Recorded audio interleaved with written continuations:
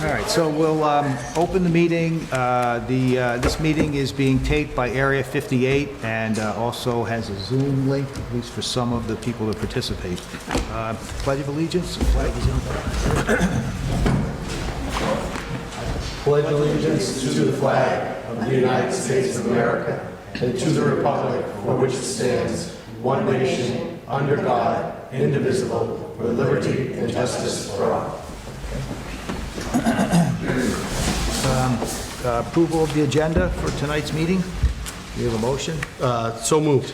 Second. Second. Any discussion? Any changes? All those in favor say aye. Aye. Opposed? It's unanimous. Okay. Selectmen's minutes. Mr. Clerk. I move to approve the following select minutes. Regular session January 27th, 2022, and regular session March 3rd, 2022. Second. Any discussion? All those in favor say aye. Aye. Opposed? Aye. Unanimous. Okay. You want to do the warrants? Sure. I move to affirm approval of the following warrants and commitments. Payroll warrant number 55 for $428,624.32.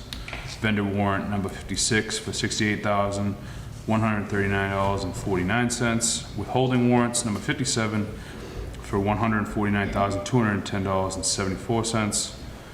Vendor warrant number 58 for $37,854.24. Payroll warrant number 59 for $441,250.94. Vendor warrant number 60 for $86,904.18. Withholding warrants number 61 for $152,166.02. Ambulance commitment 12/12/22 to 12/18/22 for $73,667.25. Ambulance commitment 12/19 to 12/25/22 for $14,516.66. Ambulance commitment from 12/26/22 to 1/1/23 for $46,081.68. So moved. Any discussion? All those in favor say aye. Aye. Opposed? It's unanimous. You have the school warrant and the mobile home park. Move to approve the following warrants and commitments. School warrant number 62 for $844,643.39. And mobile home park fee number 1 for $5,148. So moved. Second. Sorry. Do we? He moved. Second. You Sorry. Second. Just Yeah. me. Messed My me up bad. here, man. No, that's my bad. Any discussion on that? All those in favor say aye. Aye. Opposed? It's unanimous. I said it with authority, though. You have bills to pay? Yeah. Yes, we do. Always bills. I move to approve payment of the following selectmen bills. What do we got? Number of mobile home. Yeah, we already did that one. We did mobile home. There it is. There it is. From the top, yeah. We got law, $250. Where else are we? Town accountant law for $724.50. Recruitment, employment, and training, $384.75. And another law bill for $78. Maybe a Second. Any discussion? All those in favor say aye. Aye. Opposed? It's unanimous. Okay, so we have a few minutes before our first appointment, so let's see if we can go through some of the discussions. The first thing I have on the agenda here is a road opening. Yep. All three of you have to sign it. Okay, this is for Eversource wants a 4x6 road cut at 266 Monpont Street to do gas maintenance. Is it just one? Yep. I believe it is just one. What's that? Just one road opening. One, yep, that's it. Okay. Stipulations per highway and police chief. According to the highway department, there are stipulations in terms of backfill,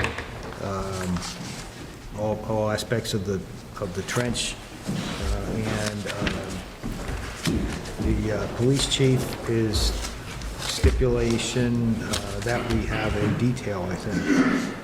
Yeah, one detail officer. Okay, so with that in mind, do we have a motion to approve the road opening for 266 Monpont Street? So moved. Okay, we have a second? Second. Any discussion? Nope. All those in favor say aye. Aye. Opposed? It's unanimous. We'll sign this and pass it down. Yep.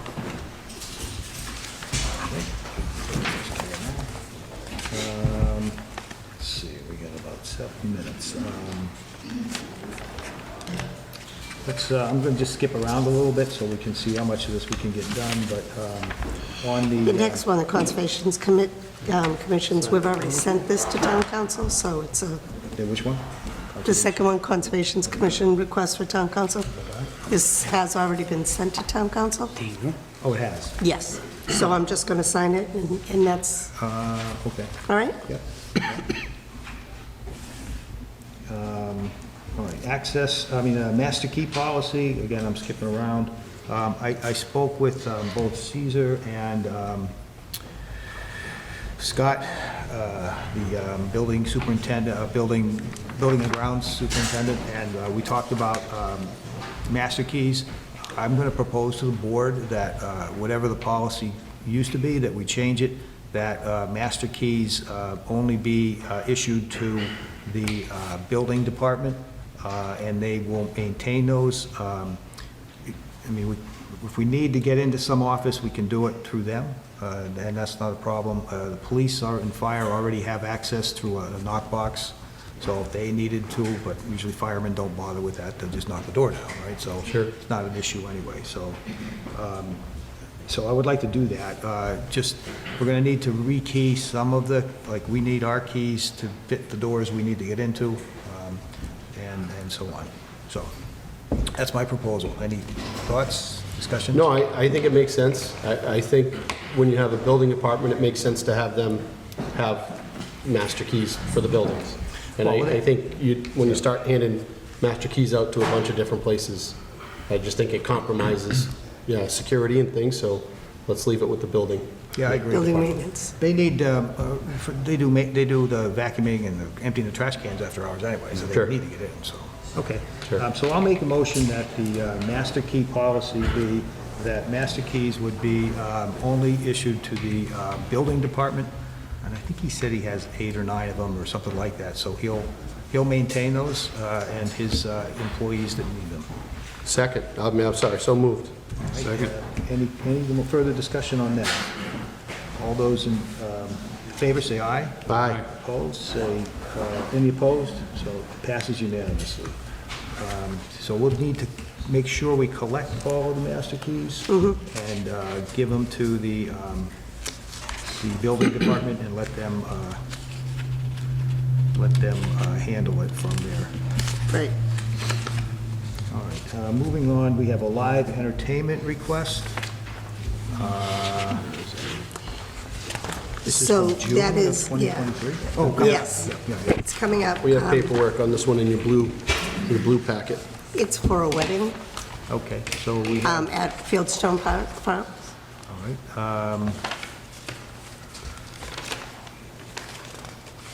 So they are requesting a live entertainment, it's been okayed by the fire, police chief, and Board of Health. It doesn't have any, 4 PM to 9 4 to PM 9.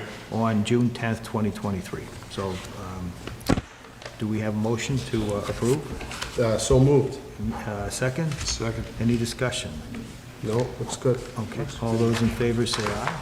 Aye. So that's approved. Doesn't look like this is something recent. No, I don't think so. I wish them good weather. Next on the list here is access to town hall. Again, this is something I asked to put on the agenda. Again, speaking with Scott about, and with Caesar, about access to town hall. Really what I'm talking about are evening and off-hour meetings. So the way it's been handled is that that basically somebody has to email or text or call Caesar, and he has to lock the door. So we're looking into 2 things. So one thing is simply using the hex key Once the door is unlocked, whoever unlocks it can use the hex key to just close down the crash bar, and that way the door will be open for the duration of the meeting, and whoever that person is will have to just lock it again on the way out. It really doesn't compromise anything that we're doing now because the door's open right now, right? So the only thing it does do is allow whoever opened it to lock it. Caesar pointed out that there might be some issue with the handicap access to that, and he was in discussion with Jerry Fitzgerald, who does our wiring and security and that kind of thing, so they were working on that. So I'm just going to update the board as to what I talked to them about, but that's what I'm thinking. Because right now, it's too awkward in my mind that one person is opening and closing the doors all the time. It doesn't make any sense to me. All the boards and commissions that have evening meetings have their own key fob, so they can get in. It's just they can't leave the door open for the public, and that's what I'm trying to address.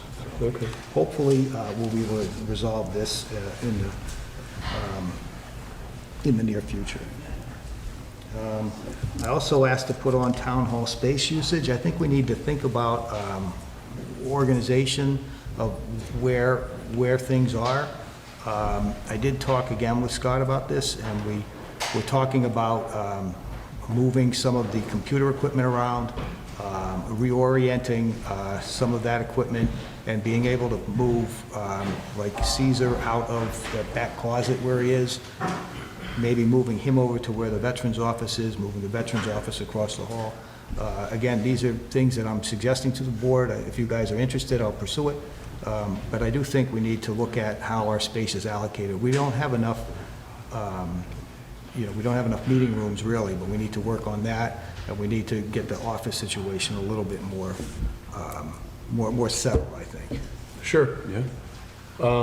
The only thing I would say with there, John, is that we want to make sure we include, get department feedback Yes. on any sort of plan, so Yeah. that we include folks to let their 2 cents be heard, and also where we have our new town administrator coming in, make him part of that process.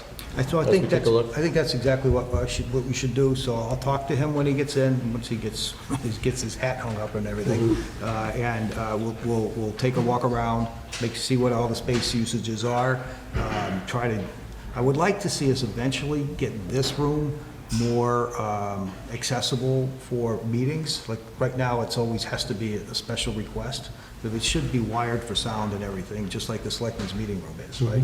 So that we don't have, like, a couple of weeks ago, there was some issue with the planning board not being able to get their meeting done on time because of, because of technology and so on. That doesn't, we shouldn't have to have that problem. Sure. So I think that's, when he gets on, I'll make a point of talking to him about it. We'll walk around, we'll talk to everybody, get their ideas, and then move on from there. Sounds great. All right. Okay. We have a suggestion here to vote to authorize Cody Haddad, our new town administrator, to approve, finalize, and submit ARPA grant application on behalf of the town. Yeah, You wanna tell us what there's a that is? specific wording you have to put in. So with, in order to access the money that Plymouth County is holding for us, for the ARPA grant, we have to have 2 people who can, one who can submit and one who can certify our applications. And with the change in staff, we've been short. So we need to ask you to move, Okay. make that motion. Making Cody the person who would be able to certify. Okay. Uh, All right, so I'll make the following motion, that Cody Haddad is authorized to approve, finalize, and submit on behalf of the town of Halifax any such ARPA grant application, and to make all representations and certifications required to be made on behalf of the town of Halifax to complete each such application, with such approval, representations, and certifications to be evidenced by the signature of Cody Haddad on such application, and if any such ARPA grant is awarded, Cody Haddad shall be the recipient of such grant on behalf of the town of Halifax. So do we have a second to that motion? Second. We have a motion and a second as said. Any further discussion? Nope. All those in favor say aye. Aye. Opposed? It's unanimous. Thank you. It's 6:15, and our first appointment is Cable Advisory Committee. Are they on? I believe that Dick Wright is supposed to They're be right coming here. in Zoom. John is here. I don't know if Dick's on there. If you talk from there, that Sorry, way you'll be recorded. Right, this should be working? Yep. Dick's not joining us. He had initially wanted to, but he was unable to do via Zoom. So, John, before you get started, if you could just identify yourself for Okay. the record, who were there, yeah? Yes, I'm John Chavone. I'm on the Cable Advisory Committee. I'm also on the board of directors of the Area 58. And so that I'm really wearing two hats tonight to bring you guys up to speed. And this is the, go ahead, introduce yourself. And I'm Richard Goulart, the Executive Director of Area 58, which is the Tri-Town Access Center between Plimpton, Halifax, and Carver. Welcome. Okay, so there's three things that we basically wanted to update everybody on. One is, and I'll let Rich tell you, the Area 58 has hired a attorney to for the renewal license with Comcast. His name is Bill August, is it? Actually, I believe the town of Halifax Oh, has okay. actually done that. Where we come involved is in the Tri-Town agreement, and that's through Kopelman and Page. Bill Hewig is looking over what we had previously drafted, actually by Bill August in 2015, looking over it, seeing what still is relevant, what isn't, adjusting the language, and then we're going to be bringing that before the board to have it ratified and approved before all three of the boards. I believe technically that contract ran out about 2 years ago. Imagine what happened 2 years ago. We can probably understand why everything got put aside. But we're looking to get that all figured out, and just an adjustment to some of the language. The initial formation, well, the initial contract dealt with the formation of the corporation. So some of the language in there is going to be changed because obviously we're already here, and that kind of thing for the Tri-Town agreement. As to the other agreement, from my consultations with Bill August, it looks like it's going to go through pretty easily. Comcast was in agreement with basically everything we asked for, which is unusual to say the least. But it looks like it's going to be an incredibly fast resolution. Basically, we'll be maintaining pretty much level funding from what we've gotten from them, which is a significant deal in that Halifax has, per subscriber, a much higher rate of capital provided through Comcast than most other towns of this size. The third big thing that they're going to be adding is an HD channel. Now, you can decide which one it is. My preference, if you're asking me, would probably be to make it the government channel, being the most relevant one. That would still be shared with Plimpton, so then when Plimpton gets their channel, we can figure out where to go with that. The only thing about the HD channel is we will get it, and really we will, but they have like up to a 48-month time frame before they actually have to install it. So it does take a little while once they get it done, but this is partially because, to be fair, Comcast has had to suddenly upgrade everyone to HD in all the communities they're serving. That's pretty much it for those two On those two. subjects. Do you have any questions regarding those? Do you know? Is there anything we need to do, or are you just updating us on where things are? The only thing once we have the language of the Tri-Town agreement set up, we'll be sending you a copy so that you can look at it, have the town attorneys look at it, make sure that you're comfortable with the language, and then we'll make any final adjustments to it with Halifax and the other two towns' comments, and then it'll come to each of the towns for the selectmen to sign if they want to continue using Area 58 for covering the meetings and the events in town that we are covering now. And as far as the other one, the Comcast contract, Bill will get that settled, and then if you have any questions, obviously ask me if you have anything I can help with. And that'll involve you guys approving it as well, and before it goes into account. At this point, the way it works is if you don't do it, nothing changes anyway. You're maintained under the same status as the previous contract, which was a big deal for Halifax and Plimpton at that time, because it was the first time they weren't covered by a Comcast-run studio. That closed down in 2015. They no longer wanted to, quote, be in the TV business. But regardless, so we were formed, and we've been trying to do, what we can to serve the 3 towns since then. We did have a couple additional issues that I wanted to bring up. The first one you sort of addressed. We need to have access to that room. The room where the robotics are downstairs. We have to be able to get in there. There's been problems with some of the equipment or things we wanted to check, and we can't get in because I believe Caesar is the only one in the building generally that has the key, and if he's locked up and not there, we haven't been able to get in.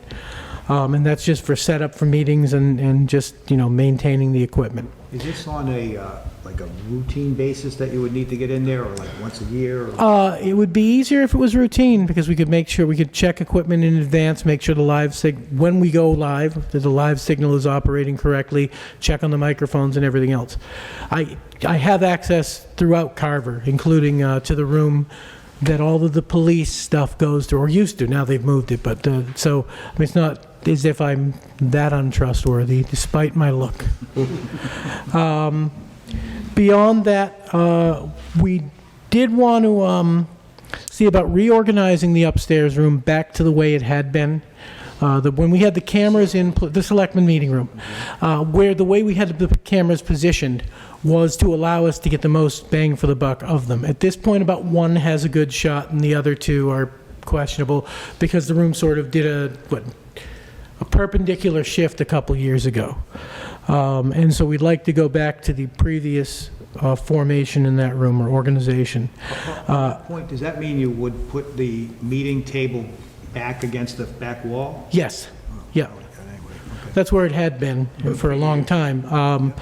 But it helps us, because then the 3 cameras are positioned, despite the fact there's a big pole in the middle of the room, to be able to actually use more of that to greater effect. Not to interrupt too much, but so you're looking at, as it was constituted now, up in that selectman meeting room? Or I don't know the previous setup. They're twisting it back around, so...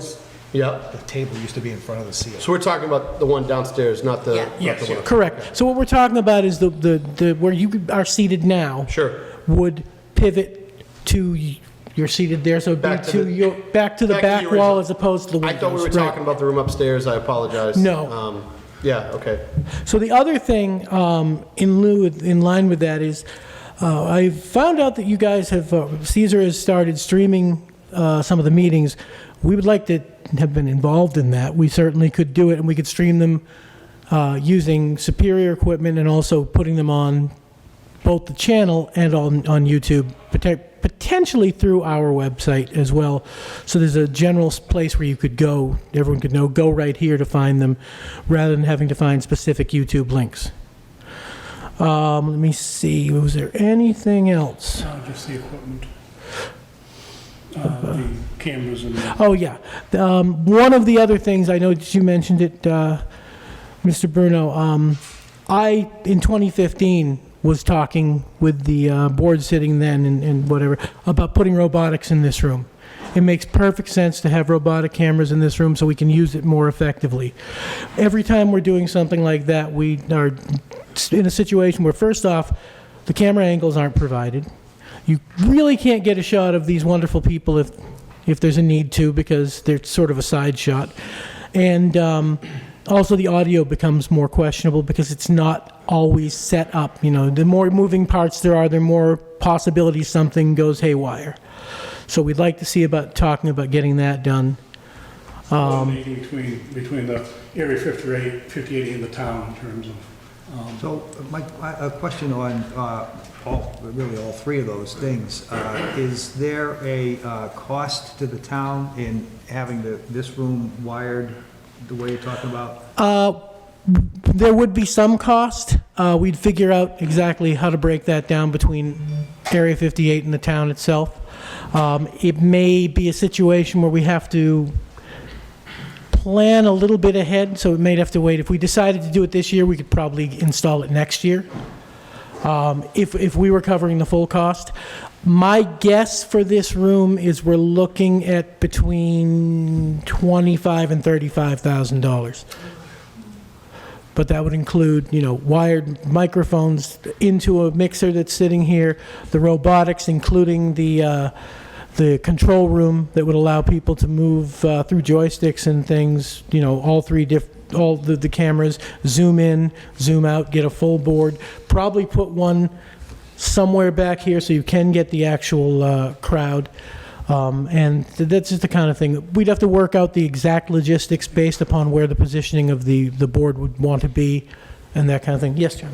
I think in the Area 58, in terms of the camera equipment, would be covering the Yes, majority yeah. of those costs. It would more be, I think we need to bring in the proper contractors to help position it, and that might be something that we would ask the town to share with us. And obviously, any sort of building changes, because that's way beyond our purview or understanding. Would that reorienting the selectmen's meeting room also require us to, some cost? That requires the desk being moved, basically. That's really all. The things are already in place to be used as We they can do are. that tonight. We can do that? Yeah. Okay. Anybody have any questions from the board? Just quickly, of that 25 to 30, Rich, and I know it's kind of in its infancy, what percentage would you see the town being on the hook for and you guys being on the hook for?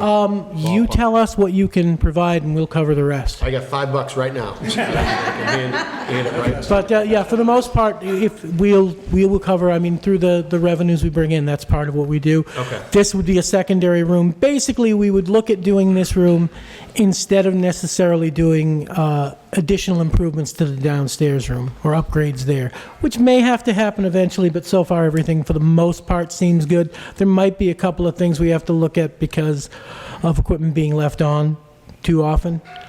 But that's about it. And even in that end, that's just a couple $1,000. Just, to follow up with what John suggested, is this a budgetary issue that we would have to address this year? Is that what you're suggesting, maybe? Only if you wanted robotics in this room this year. It might be, at this point, we haven't planned on that large an expense for fiscal 2023, but if we were talking fiscal 2024, we could put it in and make that happen. Yeah, that would have to be approved by the board. Yeah, the Area 58 Board of Directors. And go into the capital, the capital budget for, basically this year's capital budget has been assessed and approved. And based, everything that we buy, the capital equipment for Area 58 this year goes towards all three towns. So, Okay. but Does it's your just- fiscal year run like ours from July to July? or- No, when we restructured, I made it calendrical because it drives me crazy to have to figure out what's really the beginning of the year. Sorry to the Chinese, but they can keep their new year, but I have to keep only one or I'm confused. Okay. But yeah, so Board? No? So, I'll make a suggestion, and maybe make it into terms of a motion. I think we need to have a coordinator on this, and I hate to keep giving Cody all kinds of jobs, but I think this is a good one for him, to talk with the Cable Committee and Area 58 about those issues. We just talked a few minutes ago about space usage in the town hall and reorganizing things and suggesting that maybe this room could get more use if we had it done. So if we could, I would move that we ask Cody Haddad to get in touch with the Cable Committee and Area 58 and to discuss these issues that we talked about tonight. Maybe, and then it'd be up to the accountant, I suppose, if we put it on the budget for this year, this town meeting, You know, when the warrant opened, the warrant's not open yet, but when it does open, maybe we'll put something in there, depending. So, but if we can investigate it now, and at the same time, he can investigate space issues, so, you know, use of the rooms that we have currently, so. If you got that down, Pam, that's my motion. I was gonna say, yeah, I'll second it, but that was a lot going on right there. I'll have to watch the film. Yeah, You can summarize it for me. I want to authorize Cody to handle this issue, how's that? I will I think I got it. second that verbose motion that you made. Any other? Oh, yeah, comments repeat about it? All those in favor say aye. Aye. Opposed? It's unanimous. Thank you. Thank you. And the one other thing is, we do have one opening for a Halifax representative on the Area 58 Board of Directors. It's been open since Maureen Rogers passed. And so it's been open for a while. I was speaking to Mr. Seelig earlier this week. That was yesterday, wasn't it? Boy, time is just crazy. Well, I'm not going to throw him that far under the bus, but we're open to try and find an additional member for the town of Halifax, so the Halifax concerns can be better addressed. Okay, good. Well, so that's broadcasting on all of our internets tonight, that we're looking for volunteers. And to get in touch with you, John, maybe? Or Dick, right? Or through the Board of Selectmen, through the... Or even me, I talk to people too. Okay, good. Thank you. All right, very good. Thanks, you. guys. Thank you. All right, thanks again for your time. So we're only a little bit off schedule, so the next is John Peck, Halifax Investment. Joe. Joe? Joe, I'm sorry. My mistake. How are you? So, because we're recording everything, if you could just tell us your name and who you are. Joseph Peck. I'm here representing the Halifax Country Club. Oh, is that what, 7-3? All right, good. So, the reason you're here, we were talking about the liquor licenses and so on. I know I did the annual liquor inspection there. Nobody was there, but I did see the license on the back porch. And so what we were just wondering about is what's going on over there. I assume that you'll be open at some point. I'm hoping May that Okay. we'll be ready to go. Okay. And when we do, we're going to be leasing it out to the Dillons for everybody's heard. Dylan's. Yes. How the liquor license is going to go, I'm not sure. We have lawyers that are going to work up a contract. I guess there's 3 different options, but we haven't finalized which one it's going to be yet. So you'll have a different manager for the liquor license, or what? There'll be a different manager on there, I believe so. There's 3 options that are on the table. I mean, we could sell them the liquor license, which I don't want to do, because I'd like to keep ownership of it. There's hiring him as a subcontractor, or there's just putting him as a manager. Okay. But that we haven't figured that out yet. We So is, kind of focus on getting it ready to go first. all right, is the plan then to, when you open up again, is that you'll have someone else running it? Is that's your plan? Yeah, then I'll just be leasing them the building, and the specifics of what we're going to do with the liquor license, we haven't figured out yet. We'll leave that up to the attorneys. Saying Okay. what's All right. I think the license would have to be transferred at that point. Well, he was saying there are three choices. He can keep the license and subcontract it, is that what you said? Yeah, there were Sublease it out? several options, and there's attorneys that specifically deal with liquor licenses. Right. So, I mean, obviously, it was something as sensitive as a liquor license, we not just we broke a contract with us, we have it done legally, Right. and it's everything before you as well. Okay. All right. And do you have a thought as to when that might get to that point? It will be before we open, so I'm thinking May, so it'll probably be March or April that we start getting that all done. All right. What about the rest of the license, the common victular license and the entertainment licenses? Do those have to change also? That I'm not sure. Pam? Well, I think what would happen is if he's gonna keep the license, then he can still have the common vic license and then have the other gentleman as the manager. But it all depends what the title you want for it. Like if Dylan's wants their name somewhere on that, then yours is Halifax Country Club or Halifax Investments. Somehow that name change is gonna have to take place, and so that might be something you need to think about. Right, well, that's why we have the lawyers. Right. Who are gonna be writing Right. everything up, and we're just gonna choose whatever the best option is for both of us. Okay. Okay, so we'll wait for your counsel to tell us what they want to do. Very That's good. it. Okay, all right. Any questions from the rest of the board? No, thanks for coming in, Joe. I wish you luck. Thank you. Thank you. Okay, so we have a couple of minutes still before the next appointment. And so let's go back to the discussions. And again, I'm taking these a little bit out of order just to get the things done that we can do quickly. So we have a FMLA request from the Treasurer's Office for intermittent FMLA. It's back there.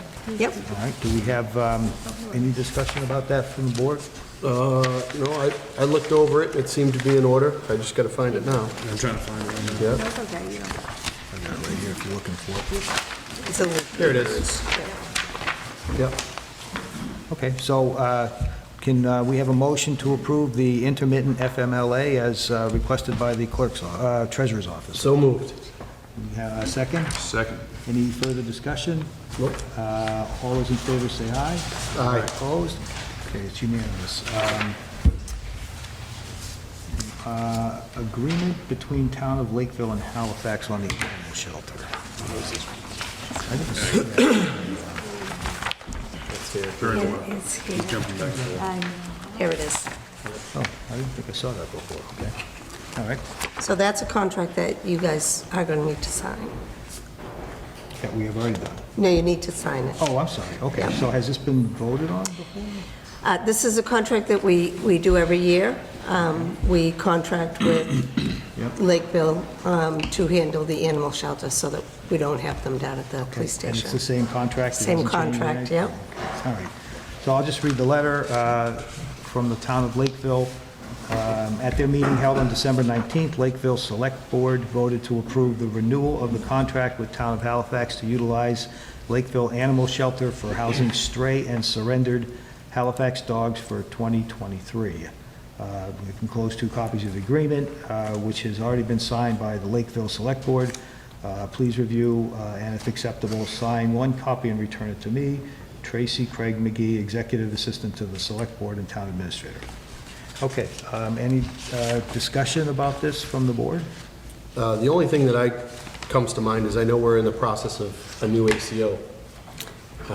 So I wanted to make sure that they were kept up to this situation, and as long as they're okay with the agreement, I know it's been an agreement we've had for quite some time, I'd be fine with it. But again, I just want to make sure that our ACO incoming knows that this is the setup.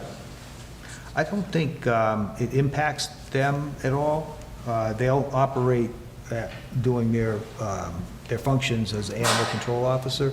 This just is the place where if they take They'll be an taking it. animal that needs to be quarantined, or if it's a stray or whatever, we have to put it somewhere. Sure. We used to have a place on Aldana Road that's been long closed, and I think for Lakeville, we've been doing this for a long time. if I'm We have not been doing mistaken. it for quite a long time. So, Yeah, no, if that's the case, then let's go.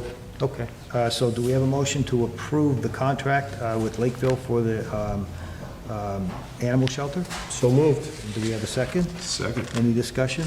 Nope. All those in favor say aye. Aye. Opposed? It's unanimous. Okay, we'll sign it right now.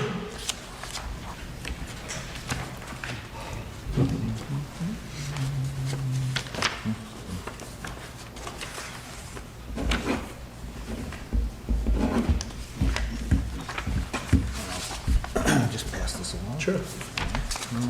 Still got a few more minutes. We have a retirement notification from Police Sergeant Sterling. Do we need to do anything about this, or is it just for notification purposes for the contract? I think it's just notification purposes for the contract. All right, and I don't think I can see if I have that. If I did, I can't find it. Here it is. All right, so we'll just acknowledge it. All right, so we have a letter from Sergeant Sterling to the police chief. As per the collective bargaining agreement, I'm advising you that I plan on retiring from the Halifax Police Department on February 29th, 2024. He'll work the 4 to 12 shift, and that will be his last day of work. Would like to be considered for a position as special police officer with the department after my retirement. So I think this just triggers our looking into hiring another policeman ultimately, if I get it right. I believe so. Okay? I don't think there's much we can do about that. Wish him well. Yeah, I'm sorry, I missed, what was his last day? Did he have a last day? February next year. Yeah. February 29th. February 20, okay. So we have time, So okay. it's, the contract requires that he gives a notice. A notice, sure. We have a resignation from Edward Broderick as a special police officer. The letter here. So, again, to the police chief, resignation of special police officer Edward Broderick. This letter is to notify the board that I received the resignation of special police officer and former chief of police Ted Broderick effective December 10th. Ted was appointed to be a special police officer position with the town of Halifax upon his retirement. As chief of police in 2018, he has served the town admirably and with distinction during his tenure as a special police officer. I know the board joins me in wishing him the best in his future endeavors and a continued and healthy retirement. Ted has always been a man of many talents, and I am sure he will not stop putting his knowledge and skills into his next ventures. I don't think we have to accept that, do we? I don't know. Well, we take a motion to accept the resignation may as well. So moved. So we have a second, any discussion? Can we put a letter together for him? Yeah, a congratulations letter? Yes, I think that's a great idea. Pam, can you put that on the list of things for us to do? All right, we have another resignation from Suzanne Emerson. And this one is from the Agricultural Commission. Hello, as a FYI, I need to step down, resign, as I am relocating to Florida. I've given my town hall door FOB to Janice Hayward. Please assign this to her or connect with her, please. Okay, Suzanne Emerson. Again, I guess we accept that. So we have a motion to accept Ms. Emerson's resignation from the Agricultural Commission. So moved. We have a second? Second. Any discussion? Letter as well? Okay, good idea, thank you. Yep. All those in favor say aye. Aye. Opposed? That's unanimous. We have a resignation of Joanne Snow from the Planning Board Secretary. This letter, December 15th. Dear Planning Board members, please accept this letter as my formal resignation from my role as Planning Board Secretary for the town of Halifax, effective Thursday, December 29th, 2 weeks from today. Thank you for the knowledge and experience I've gained over the last 3 years. It's been a pleasure working with you, and I wish you all the best. Thank you, Joanne Snow. This is an elected position, so we don't... Well, really- it's not. She was the secretary. Oh, I'm sorry, to the secretary. planning board. Oh, okay, all right, okay. Is she hired by the planning board, though? She was working, yeah. This is just a notification? This is just an FYI. Okay. There's an opening, if anyone is interested. And then one more, resignation, Joanne Snow, Holly Murray. So we have a letter from Holly Murray to the Board of Assessors. This letter is to inform you I will be resigning from my position of Principal Assessor Appraiser as of February 1st, 2023. It's been a pleasure working with all of you and other board and committee members in Halifax. I understand this is a retirement. Yes, it is a retirement. So I think a letter is certainly in order. Sure. And I missed you on Joanne, so I'd like to get a letter to Joanne as well. Oh, my apologies. It's okay. All right. Okay, so Gotta be busy, Pam. I think we need a motion to accept any of those, but we will send letters of congratulations. Okay. Okay, it's 6:45. Town Clerk Susan Lawless.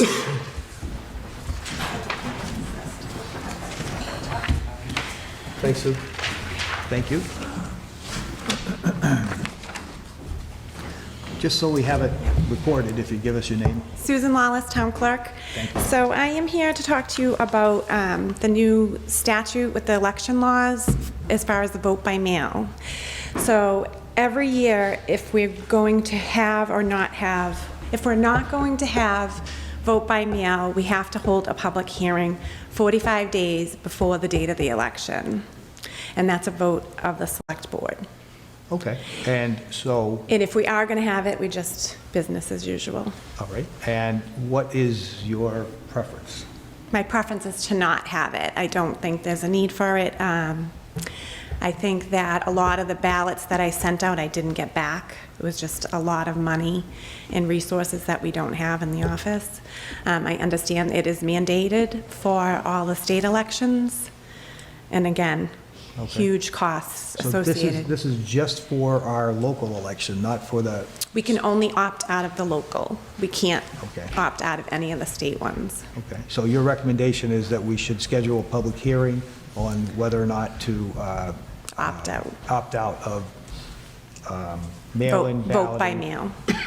for the May special election. That's for the May annual election. I'm sorry, annual election. By the way, suppose we had a special election halfway through the year, would we have to do the same thing?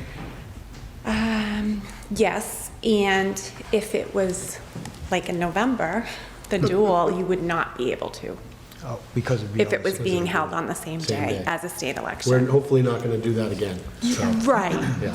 No, but it's not unusual for us at some point during the year to hold a special election for whatever comes up. Sure. you know, I mean, Just financial hopefully issue. not the same day as the state election. There were 5 elections this year. Yeah. Okay. All right, any questions, motions? Just a quick question, Sue. Yeah. Do you have numbers, like, how many did you send out, and how many did you So get, I what don't- percentage?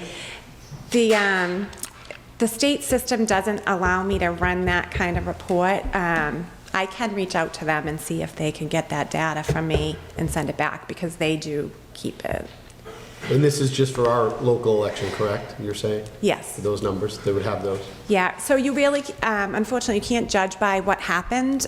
So when people filled out the application and said, I want all, everything mailed to me this year, they really meant the primary in the state. Sure, A lot of people got the local ballot and they said, I don't know who these people are, and they just didn't return it. sure, And that's where the waste came in. sure. That's sad for me and Naja, I guess. I still Or don't they- know who these guys are. Or they were very upset and said, why did you send me 2? And they never even opened it to see Sure. that it was a different ballot. So that, we can't really go by that. Yep. Okay, so we need a motion to schedule a public hearing on whether to opt out of the mail-in ballot for the annual election in May. Correct. And that would have to be held, you said 45 days before, Yeah. so it would have to be in... With the weather, I would middle of March. recommend that we try to do it maybe at the end of February, maybe at the February 24th meeting, I was thinking. Just ARPA because, just because if there's any weather So it has to be a issues. minimum of 45 days. Correct. All right, I think that'd be the 28th, I believe. Oh, I don't know. all right. I just threw a number out Yeah, there. I think it's February 20-ish.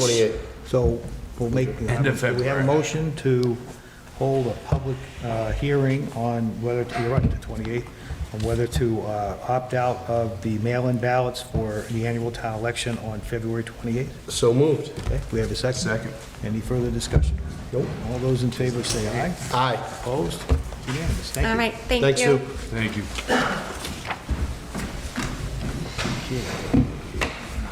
So we have a couple of more minutes before the 7 o'clock. Let's see here, what should we do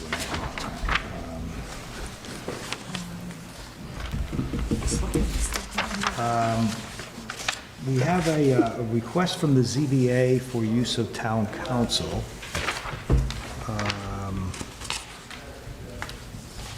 This is not the Kimberly King. No.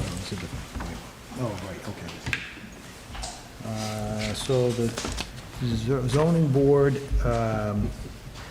zoning board sent us a note that they would like to request town council to attend their meeting on January 9th, yesterday, Which we missed. to discuss zoning board of appeals protocols and the upcoming 40B. And so they want us to authorize, the town council to come and advise them on the 40B project.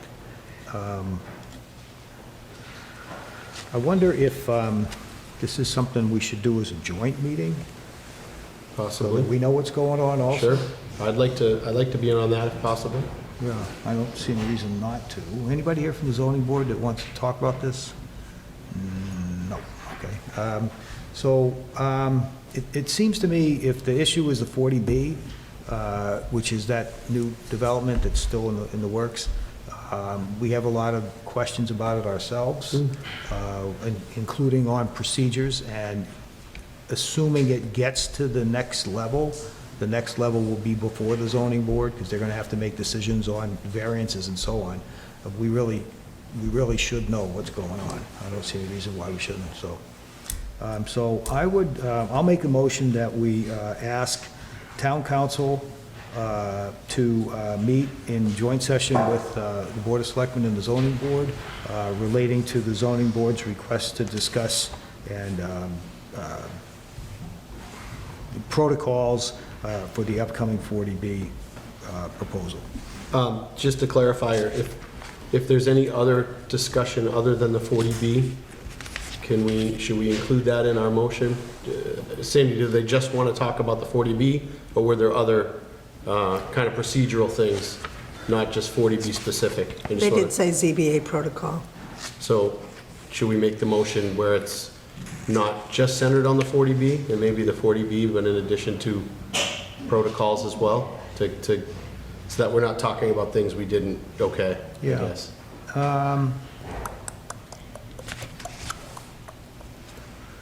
I think the only concern I would have is I wouldn't want to just, like, I would like to have a sort of an agenda for the lawyer to talk to us about. Okay. I mean, it's expensive to have them come in, first of all. Sure. And we might end up, all night long talking about all kinds of different things that haven't come up yet. Okay. So I think for this one, if we could keep it level or to that issue, and then if there are other issues that the zoning board, when we notify them about our vote, if they have some other issue, they can let us know and we can revise it, I think. Okay. Sure. Okay. Was that an emotion I can? Yes. I can My so motion move was to that. approve the town council to come in, or ask the town council to come in, the land use lawyer, to talk to a joint meeting with the zoning board and the Board of Selectmen about protocols to be followed on the 40B proposals. So moved. All right, do we have a second? Second. Yep. Any further discussion about that? All those in favor say aye. Aye. Opposed? It's unanimous. Still have a few more minutes. Did we do the access to town council one? Yeah, I think that's a good one to do. All right. Do we do selectmen office inventory? So I'm not sure, yet. I'm not sure exactly what the policy has been. I know there's been like a request, we have a request form for legal services that comes into play to be sent to the town administrator's office.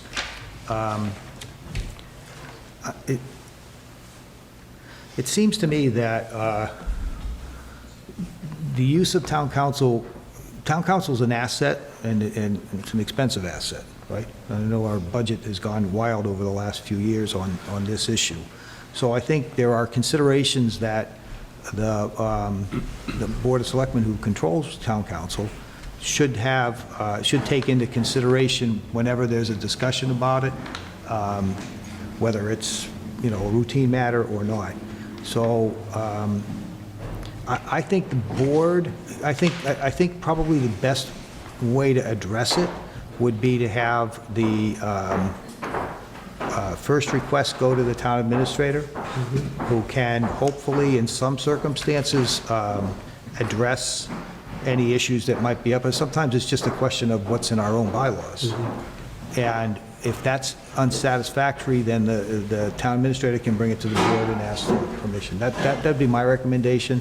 It just seems that otherwise we lose control over it, and I don't think the board should give up that control. Sure. So, any discussion? Yeah, no, I think that makes sense. I mean, like you say, town council is an awesome asset to have, but to your point, you can't have everybody calling town council all the time, Right. for every little thing. So I do love the idea of making our town administrator the initial ask.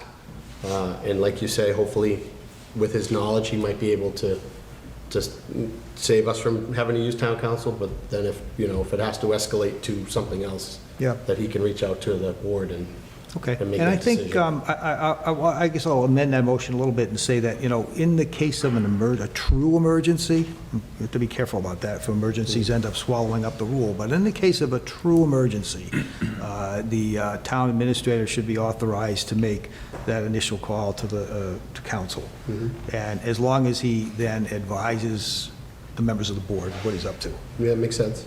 Okay, so that would be my proposal for use of town council. All right. Can I move that? Okay, do we have a second? Any discussion? All those in favor? Oh, I'm sorry. Yes?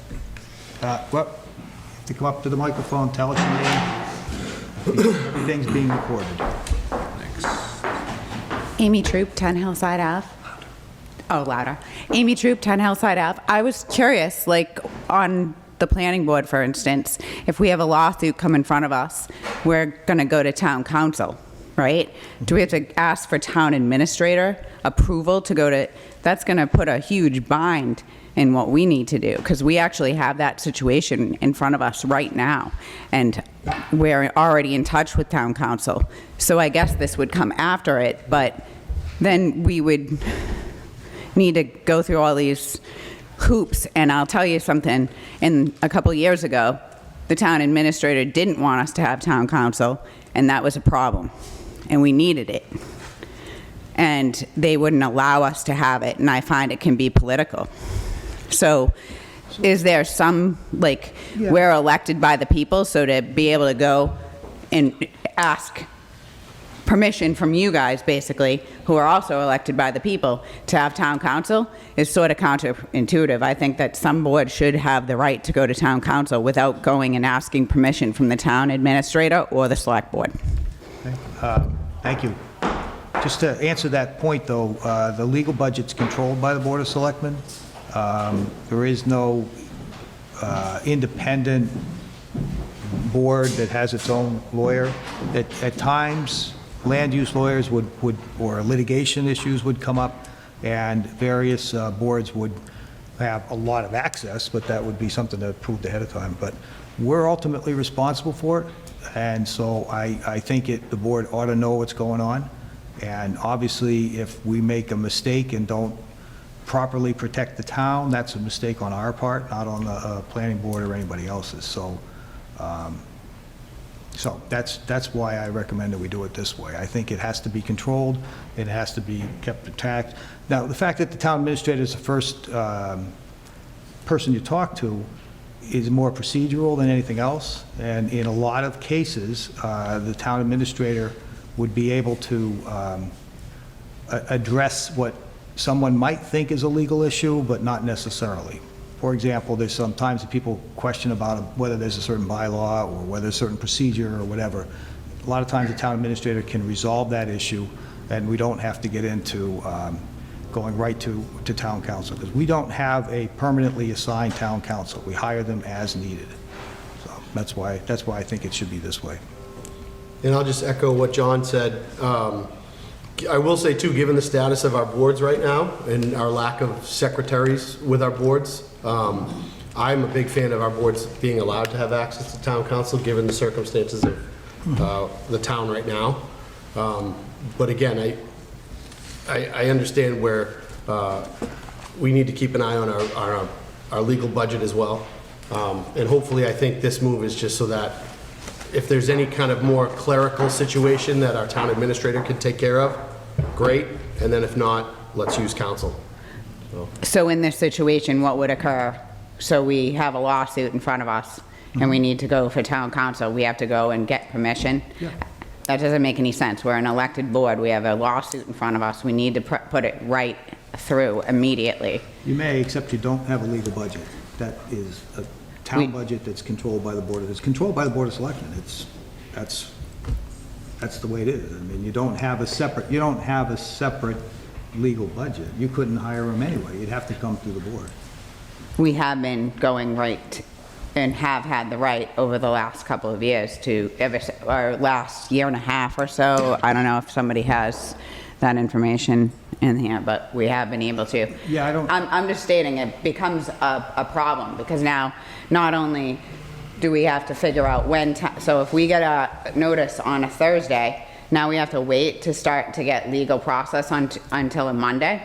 And that's not even legal process, that's, now we need to get in touch with the administrator and let them decide, maybe come in front of you, and it puts a major delay upon it. I see exactly what you're stating, but there should be some situations where it just goes directly to. Right, so in that circumstance, you wouldn't be able to get in touch with, unless you already had a relationship with a lawyer anyway, but like I just suggested that, a true emergency, if there's something that, you know, in certain lawsuits, I mean, things can be done on a very short notice, obviously, then we will address that as it comes up. So what would you have recommended we do when we had a lawsuit come in front of us on Thursday night?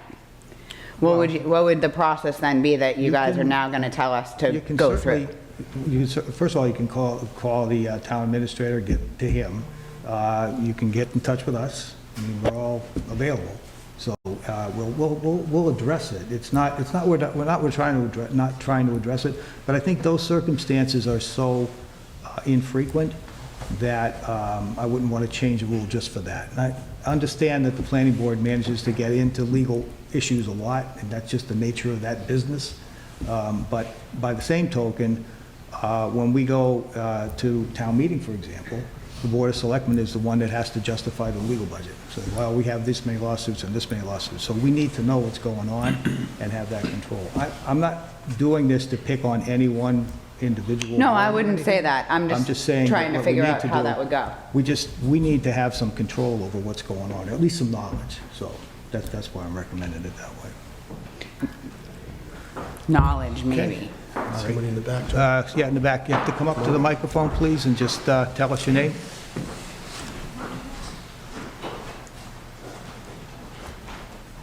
Thank you. E.J. Ryan. I'm a resident over on Harvest Lane. So I agree with what the board is saying here, and in part I also agree with what Amy's saying from the planning board's perspective. As a taxpayer in the town, one of the most important things to me is that we as citizens are represented both logistically and legally as issues come up. So I just want to kind of reiterate that with that, understanding that there's a budget that comes with the legal aspect of this, I would hate to be in a position where the budget controls whether or not we go to town council. Because there are situations that could come up where if we are facing budget restrictions and we need town council, like what's the driving factor to determine whether or not we go to council? That is addressable. If as we go through the year, the town administrator, and the accountant actually, keeps a close eye on that, and if it looks like we're going to end up short somehow, then we can take measures to address that. Normal measure would be to go to the finance committee and get a transfer from what we call a reserve account, which is kept specifically for emergencies like that. I don't think this is something that's going to come up very often, because if we are involved, in other words, I very much doubt that they'll, today, that something will happen in a lawsuit that's going to require $25,000 expenditure tomorrow. I just don't think that would be the case. And also, we do contract with town council, not contract, but we do use town council, and this way we have a way of keeping an eye on, who we're using, Right. How expensive they are, how responsive they are, whether they know what they're doing. It's Yep. somebody has to control that. Land use, of course, and planning board in particular knows a lot about that because they deal with it. But that doesn't mean there may not be other options that we want to explore. So- Right. But I don't think we're ever going to get in a, well, if we do, we're making a big mistake. We shouldn't be in a position where today, for example, January 10th, we have $5 left in the account. Sure, We yeah. should be watching that as we're going along, which we do. Yep. And if it is looking like, we're coming up for trial and the lawyer says, this is your estimate for what it's going to cost you, then we need to get to the finance committee most likely and get the reserve fund, or call a special town meeting and say, the issue for this here is that we have this trial coming up and it's going to cost us this much money, we don't have it, we need the town to vote for it. Right. So we can't create money out of nothing, so. No, sure, I get that. And the only other thing I would say is I would hate for judgment to cost the board in the end, right? So I would hate to see a process, an official process be put in place that ends up having the Board of Selectmen or the town administrator make a decision as to whether or not legal counsel should be used, and it's the wrong decision for, lack of a better term, right? And then where's the liability lie with that? So Yeah. it's just a consideration that I want to throw out there. I appreciate that, and I think also, but I do think, there are times when decisions have to be made. I can't imagine, I'll speak for myself, I can't imagine as a member of the Board of Selectmen that if a lawsuit, for example, came in, I would say, well, we're just not going to deal with it. That would be ridiculous. Right. And I would hope that this board would never do that, and I would hope nobody would ever do that. Yeah. I just expect that that's the case. Yeah. That would be irresponsible. Yeah, no, I think my point is more like sometimes it's not a lawsuit, though. Sometimes things come up that turn into legal issues, right? When you don't expect them to. I agree. And that's the type of situation that I would hate to see the board get caught in the middle of. Yeah, I agree. I think probably in that circumstance, probably the best answer that I can give you would be to have a discussion with the board of, planning board, the zoning board, whoever it might be, because council could be anybody. Highway surveyor, could be anybody that's Right. getting into some sort of jam like that. And let's sit down and talk about it. So, what's the issue? Do we need a lawyer? If we do, who should it be? And so on and so forth. Okay. So, Okay, great. Thanks for the Thank time. all right, any further discussion on that motion? Seeing none, all those in favor say aye. Aye. Opposed? Okay, passes unanimously. Did I miss, am I late now? 7 o'clock, yes. Oh, planning board, perfect. Okay, so we have a 7 o'clock appointment. I apologize, we're running a little bit late, but this is on three streets, but an overall issue, I believe. So we have letters, which I can't put my hand on right now, but we have letters from people on Pasture Lane, on Spencer Drive, or Sherwood Drive. Sherwood Drive, and Hilda. And Delia Delilah. Way. Delia, sorry, Delia. And Delilah. And it's the same, I believe it's the same issue in all three instances, and that is that these were developments that were started at some point in time, and the houses have been built, but the roads have never been completed. And so we had a letter from the planning board, I don't know, Amy, if you want to talk to us about it, asking us essentially what to do. Number one, I think Sherwood Drive is a different situation. We do have a bond on that one, and it's a drainage issue, correct? Okay, so let's start with that one then. So the question that we got from the people abutting the drainage area there is whether or not it has been fixed Completed. correctly? Maintained. Okay, so, but we do have a bond on that? Yes. And we can call a bond and have it fixed? Yeah, apparently it was just I think, Bert, do you remember this? Were you part of that discussion on Sherwood with the drainage? Do you remember? If I state this, will you correct me if I'm wrong? That was a while ago. It was something, so if I state this, I believe what it was that some of the bond was returned in 2018, but they haven't completed, they haven't completed the drainage, but now they're stating they are done, but the residents would state differently, and I don't know if Highway wants to speak to that. Okay, Steve, can you Come up help to the us? mic, Steve, please. Yeah. And that was Bert Gaynor from Planning, just for records. Thank you. Yeah. in the corner. So we're talking now about Sherwood, right? Yeah, I went and took some pictures today. Yeah. Okay. Okay. It's on the second, I'll flip it over. Do you have enough? No, that's all right.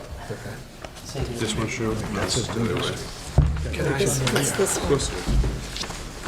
Yeah. Under states. Drainage, I believe is Okay. fixed. So, Yes, no, one deal. so just, because it's being recorded, just tell us your name.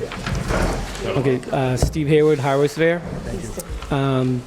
Those pictures there of the whole development, they got part of the bond, the town got part of the bond back, but if you look at those pictures, where they finished isn't really finished. There's some places where the sidewalk, they've got like 2-3 inches where they never backfilled. The islands are a complete mess. I don't know who's going to take care of those.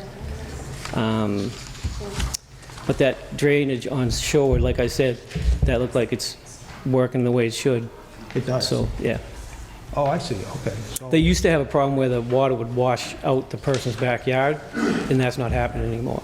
Okay, so your review of the Sherwood Drive question is that it doesn't need any repairs?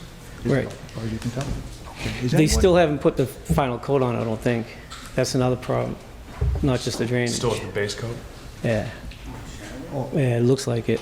I was there today, and there's all cracks, and like I said, there's a couple inches of where they didn't backfill.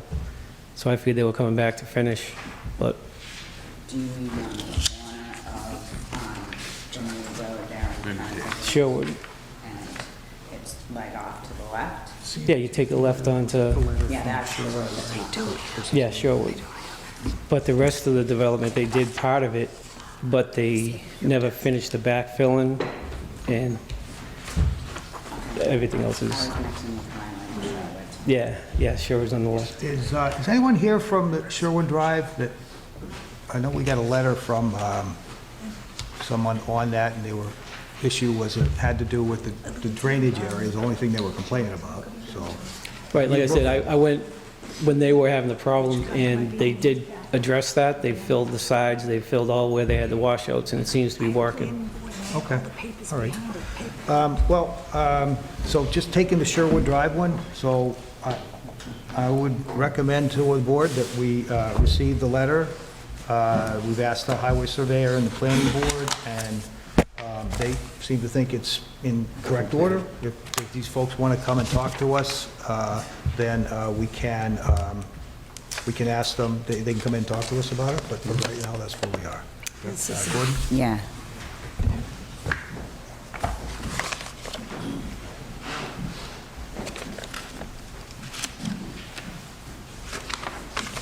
Okay, thank you. Gordon Andrews, 244 Elm Street. I think the board's asking you to call the bond in so they can finish the base coat, right, Steve? What's that? Do you need to finish the paving? Yeah, it seems like there's no top coat. So then you need to call in, I think the issue the residents are bringing up is the road isn't completed. The Yeah. developer hasn't followed through, so you need to call in the bond so the work can be done. Right. Well, so the issue that we have, the letter we got from Mrs.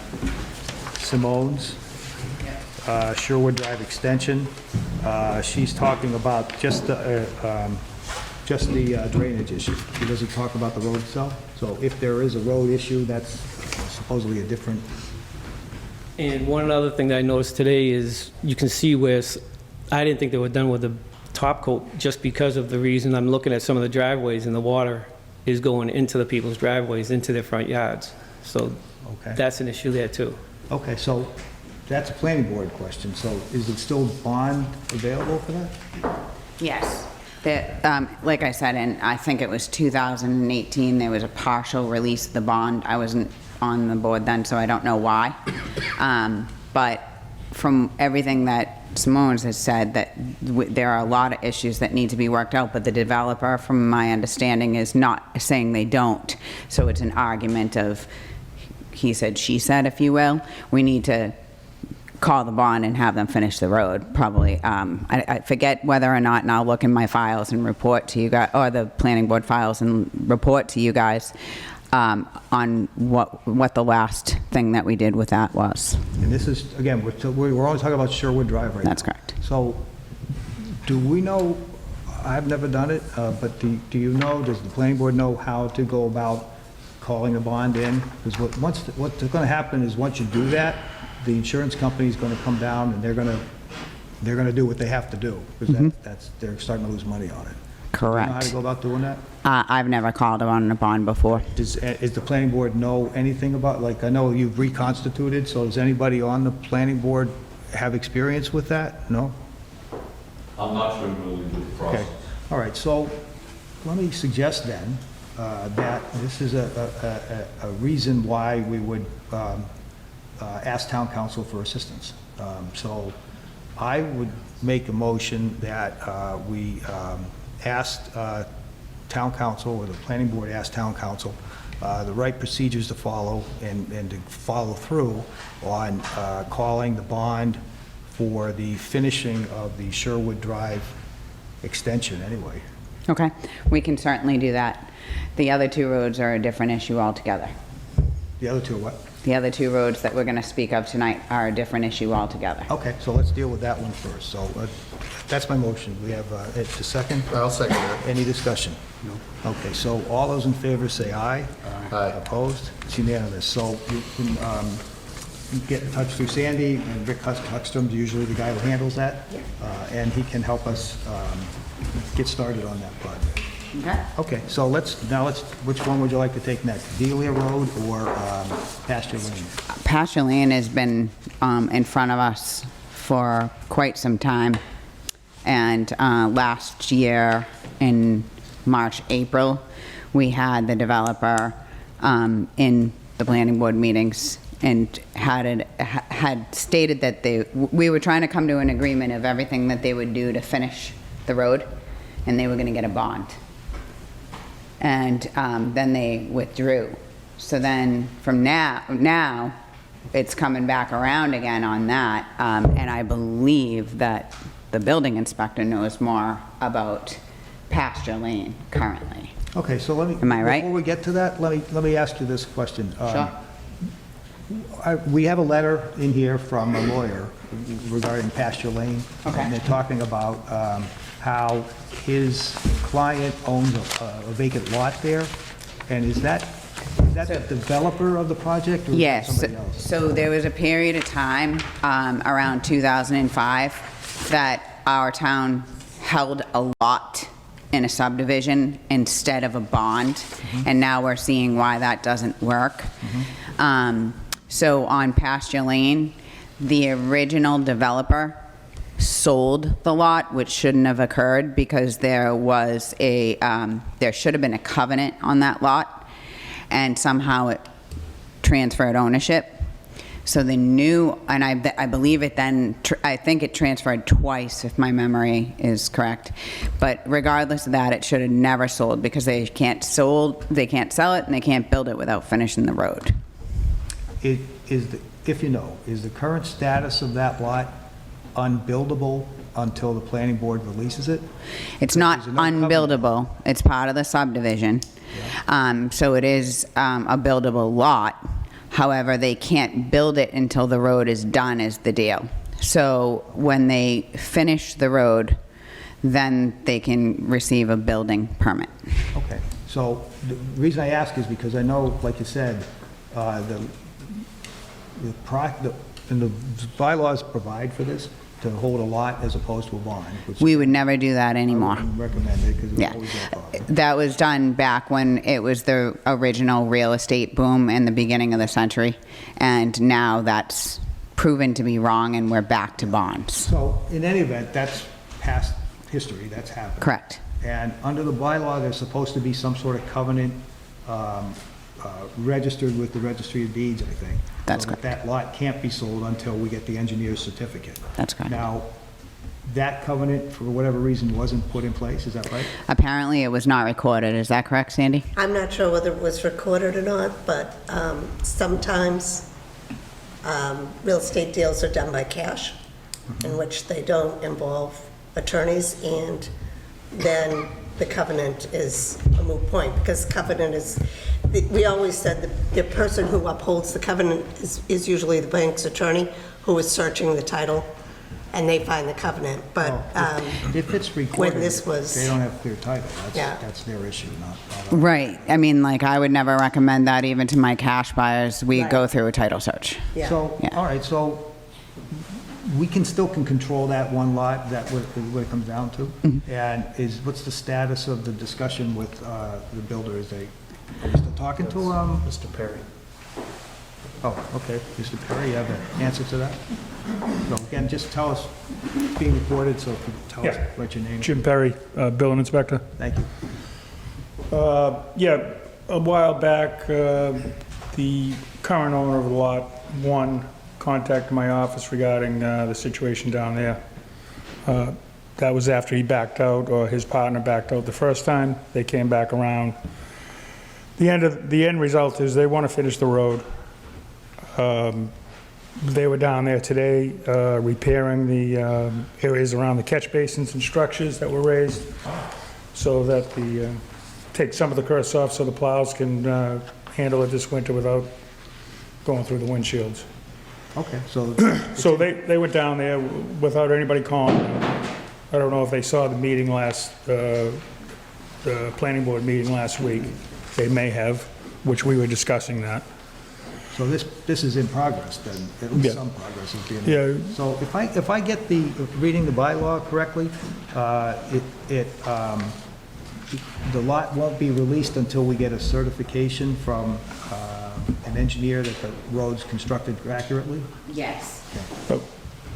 So the arrangement was, he needs to repair any of the binder that is in disrepair at this point, top coat the road according to specifications of the town, install the sidewalks, lumen seed the area, clean out the detention basin where there's a bunch of brush and overgrown stuff in there they cut down and just piled it up. There's a safety grate that needs to go on the outfall structure of that basin. They're going to do that. Going to install bounds along the roadway, and they're going to furnish us with an as-built drawing. Okay. So And that will all be done before they get a building permit. do they have a time frame for this? Do we? Well, they were trying to get it done before the winter, but, you know, the wheels turn slowly, Okay. legally. So I'm assuming they came in, they stabilized things for the winter, and I would hope to get all of our ducks in a row, so when the good weather arrives in the spring, that'll be a first priority for them. Okay. Obviously, the issue is the marketplace as well. All right. Any questions from the board? Not specifically to this, but a bigger planning board idea. I don't know if we wanted to go over it now. Well, let me just follow through. So I did drive that road. It's a mess. I mean, it looks like it's been bombed out. So hopefully that'll be done in the spring.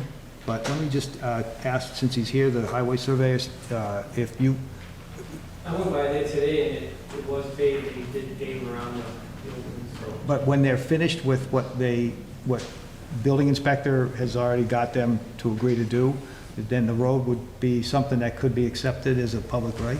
As long as they do everything they say. Okay. I can answer that. I don't know if the road was ever approved as being accepted as a public way. I don't think it was. That's what needs to happen. You know, well, we seem to have a lot of roads that aren't accepted to the town's plowing. If a road's not accepted by the town, or it never intends to be accepted by the town, there should be a homeowners association set up to maintain that roadway. It's supposed to be. That's not always the case. We shouldn't even be A lot of plowing. unaccepted roads, Steve can tell you. There's 53.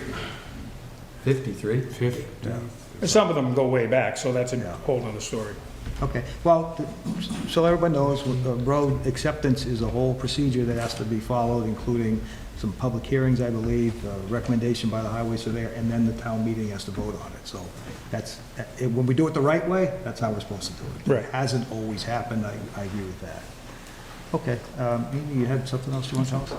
Yeah, so we had a peer review done on the things that the developer or the owner of that lot on pasture lane had said, so he was going to do a peer review on that to make sure that it would meet the standards that we could accept. And I don't believe that we got to that point last year with this list. So that would need to be done. You need to have a peer review done to make sure that everything was going to be completed, so that when we did accept the road, we wouldn't be accepting it with problems. And they would check the work after it was done, so that when we did go to town meeting, then that way we would be able to present it to the town as an acceptable road. I mean, the bylaw itself specifies that they're supposed to provide for us an engineering Yes. certificate. Yes, they would pay for the peer review, not the town. Yeah. Okay, Yes. that's good. All right. Any other questions on pasture lane? No, excited that there's Yeah, progress. that's good news. We got a letter on this, right, from Pasture Lane? No, Pasture Lane is this. Yeah. Pasture Lane was just from... So Pasture Lane was their attorney, the okay, owner their of, attorney, yes, right, yeah, yeah, okay. So contacting we our don't really- attorney, We actually. don't really need to do anything, I don't think, so it's basically a report as to where we stand, which is good.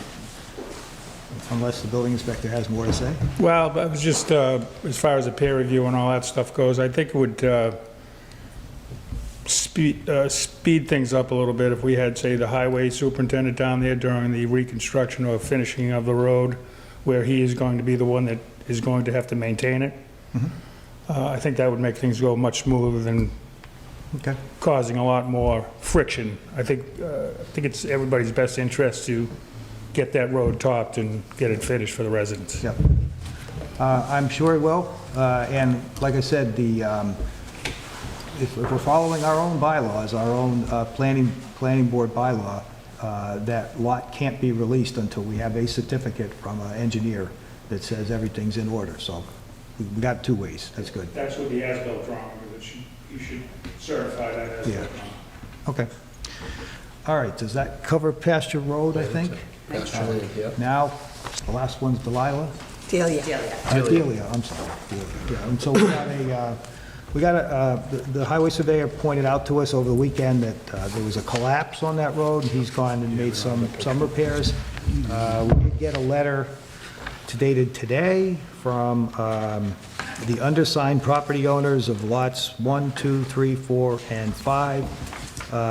Request appropriate action to be taken to correct safety issues caused by deterioration of metal plates on the 5 manholes, which led to the collapse of one of the plates on December 31st.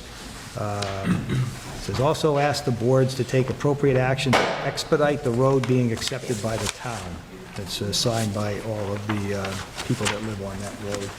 So, do you need a picture? That's Delia Way. Yeah, I think I understand. So. Why don't we start with the highway surveyor? So,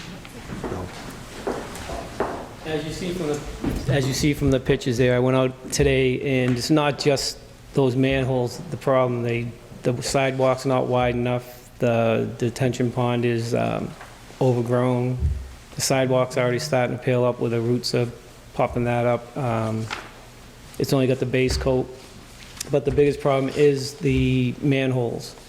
They put temporary plates over the manholes for the base coat, and then they take that up and put a riser in, and then put the final coat on. They never did that, and that was 20 years ago, I think. So over the weekend, one of those plates let go, and now we've got a hole there. So we put a big steel plate over it for now, because we are not supposed to spend money on a non-accepted road, so I don't know what we're gonna do here, because I walked the road and there's 2 or 3 more that I can see where they're starting to sink, where the manholes are. So there's definitely an issue there. And I'm not sure, I mean, I'd like to go fix it, but we're not supposed to spend money on right. non-accepted roads. Yeah, we plow all unaccepted roads for safety. But we So if don't you have one of fix those it. heavy trucks go down it during the Well, winter, that's, you sink. yeah, luckily we have a small truck that does that one, but still. Yeah. An oil truck or something going down there, you know, like I said, you can see the dips where the, Okay. Any suggestions, recommendations? I'm not sure, because we've got so many of these roads that I don't know what, if we start fixing one unaccepted road, what are the other people gonna say? You have 52 more. Right, Can I have a copy of that list? yes, well, it's on the town website too. Okay. Well, for safety, I think we should get it fixed. I mean, I know it's Should, not an accepted but- road. So to fix that road is how much? Well, I was talking today, I haven't had a chance to get a price. How many manhole covers are covered? Do we know There's- that? I think there's 4. I actually found the plans on it. I think there's 4. There's one. Yeah. There's one, may I speak? Yeah, just you have if to you come up could here come up. and identify yourself, please, so everything's being recorded, so we need to have you tell what your name is. My name is Michael Chapin. I live at 6 Delia Way. On December 31st, I was walking my dog up the road, and I looked up the street, and I says, oh, God, another pothole. I got closer, and there's an 18-inch hole in the road. And I look in, and I can tell that it's a manhole, and there's no cover on it, because as Steve said, the metal plate deteriorated and fell in. It's a serious danger issue that needs immediate attention. And there's 4 other ones that we already see the concaving in the road. And we just need action taken on it. That's our immediate concern. Our other concern is it's been over 20 years, and as Steve said, the road is deteriorating. It's our belief that Lot 6 is being held, is that correct, Amy? Yeah, is being held under that holding the lot issue. Okay. But we don't know if the developer has been contacted. Has he been contacted? Yeah. Okay. Has Well, any let's, action been taken? Mr. Chapin, why don't you talk to us, and then we'll ask Mrs. Troop, or Ms. Troop. I'm sorry? Talk to us, and then we'll ask Ms. Troop All to right. fill us in. Okay. So, Okay. but today's issue that needs to be addressed is we got to take care of these manhole covers. Yep. Because if another one collapses, a kid riding his bike's going to fall in, or a car's going to fall in, or a plow truck's going to fall in. So it needs to be taken care of. Okay, Thank you. Amy, you want to tell us what to do? I think that the remedy is the lot, so I think we move to, of course, town council again, but we're going to need to write him a letter stating that he needs to either sell, finish the road, or we're going to take it. Do we still control one lot on that development? That- through the yes. planning board? So it's never Yes, been the released? first one on the right. Oh, okay, all right. Well, then I'll move that the planning board get in touch with town council to begin the process of either foreclosing on the lot or selling it or whatever needs to be done to secure enough funds to refinish that road like it should have been done under the planning board anyway. So moved. Second. Can I add something to that before we vote on that? The only other addition it would be that with the immediate need to fix that, what we should probably do is state that it had been a long time, or ask town council if we could ask him for the money back, somehow put a lien on it. I mean, like something. Well- Is there a remedy to get the money back for the money that we spend to fix the road for the residents so that they're not having a safety Let issue me, this suggest winter? this. Well, we'll just authorize you to talk to town council, and then if you I'll want report to talk back. with the highway surveyor about that, and if he can address it in whichever way, we can't answer that question, but he might have an idea as to how to handle it. Okay. Okay? Yep, absolutely. All right, so any other questions or comments? Yes, ma'am, you have to come up to the microphone for us, please. Just tell us your name. Jill McKee, 8 Dahlia Way, and I just wanted to point out that that 18-inch hole is 4 to 5 feet deep. Okay. So it's a Yeah, I hazard. think it's pretty clear that's a hazard. Actually, when I got the letter, I was concerned about it, and when I got Mr. Hayward's letter about it also, but Ms. Troop's telling us that we have a remedy here. It may not get done tomorrow, and I'm sure whatever can be done right now to keep the people from falling into the hole, the highway department will do, and then we're going to get town council to help us get the money to fix it. So I think that's all good news, actually. Yeah, and maybe because of the emergency sense and that he's actually in charge of that road, technically the owner of that lot is responsible for that road currently, what we should do is send him some sort of a bill. Yeah. And then that way it's not on our Chapter 90. Talk to town council about that? Yep. Okay. All right, any other discussion? the vote. What's that? You guys didn't vote, you just... I know, I'm just about to. Mr. Moderator, Miss Moderator, yes, sir, Mr. Chandler. Just to clarify, time is at the essence. Yes. We have a serious safety issue. We have a road that can collapse again, today, tomorrow. I don't know how quick we can react to this. There's two things here. One is the long term, which means we'll hopefully get that road up to standards where it should be done. That sounds like it needs a lot of work. The second thing is the emergency part of it that you're talking about. And Mr. Hayward is here. I know Mr. Hayward, he is not going to let something happen on his watch. So I'm sure he'll do what he can to address it up until we can get it fixed the right way. So do I understand that Mr. Hayward can take the necessary steps now to... You can talk to him directly. He's concerned with another collapse or something happening now. And like Mr. Hayward said, they already went out there and put a plate over one. Yes, he did. And he came immediately Yeah. after I called 911, and he was out there, and they did a great job. I'm sure he'll keep an eye on it until we can get the lawyer involved and get all the paperwork done the right way. Yeah, because that's, once we find out that I can take the other manholes and start the sink, and we can replace those ones, so we don't have those collapse. Okay. Because I'm sure the metal's the same stuff they use on each one of them. Okay. I will contact them first thing tomorrow morning and report to you guys immediately. And then I'll report to you if we can get some money back from them immediately. Yeah. Does that work? That's fantastic. Thank you. Okay, any other discussion on that motion? Just really quickly,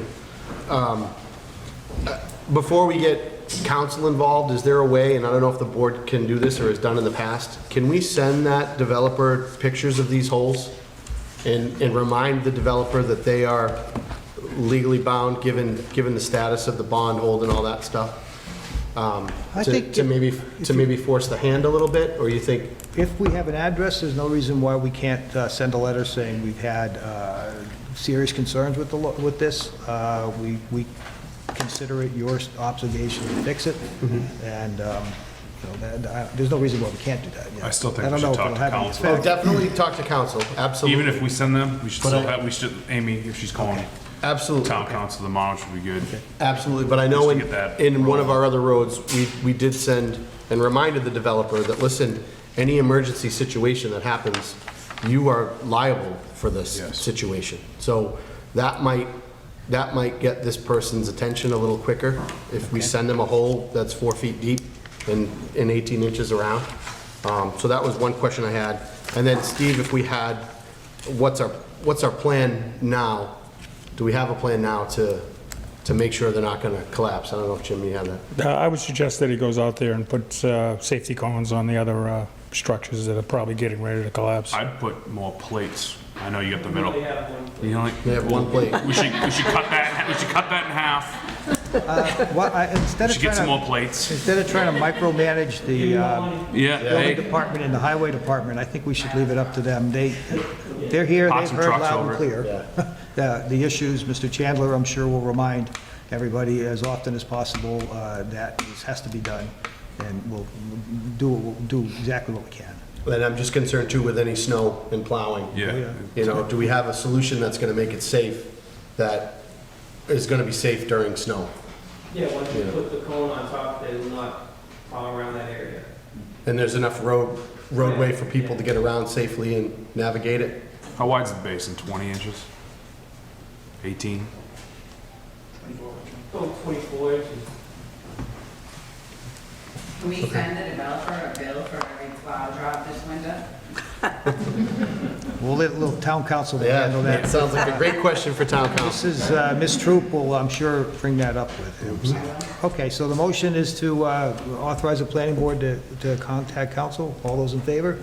Aye. Opposed? It's unanimous. And also, I'll take your suggestion as a motion that the board send a letter to the developer indicating, as you note, photographs and concerns with the safety of the road, and that it's the developer's responsibility. So if you'll second that, I'll make that Second. motion. All right, any discussion? All right, all those in favor say aye. Aye. Opposed? It's unanimous. Okay, moving on to... Thank you, guys. Good luck. All right. Yeah. Next will be Stacy Villard. Are you here? There you are.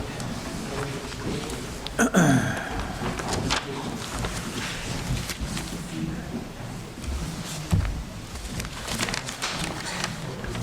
don't even know where half my stuff is anymore. What's that? I said I don't even know where half my stuff is anymore. So if you could, like everyone else, just tell your name because you're being recorded. My name is Stacy Villard. I own 63 Carver Street. Not even quite sure where to begin with this one. I know you three have probably, hopefully, read and got my letter. So we got a letter from Mrs. Villard. Everybody has a copy of it, dated December 19th, 2022. It is 3 pages long, so I'm not going to read the whole thing. Nope. But it basically has to do with issues with the Conservation Commission and Correct. issues with your renovating of a house on Carver Street. 2 different things that are going on there. One is renovating the house, and another is constructing a pole barn, which a year and a half ago, my husband and I went in front of the Board of Selectmen and the Zoning Board and received all of our permits. We were given, we gave out everything. Highway had their say, wanted us to put in some extra things. We did. Conservation had no comments, I went back and I rewatched all the meetings. They had basically signed off on everything by not saying anything. Planning board, zoning board, everybody. Amy was present for planning board. She's aware of everything as well. Then I get, I don't know, roughly, I want to say a month ago, my neighbor who owns 49 Carver Street wanted to know if I had received a complaint.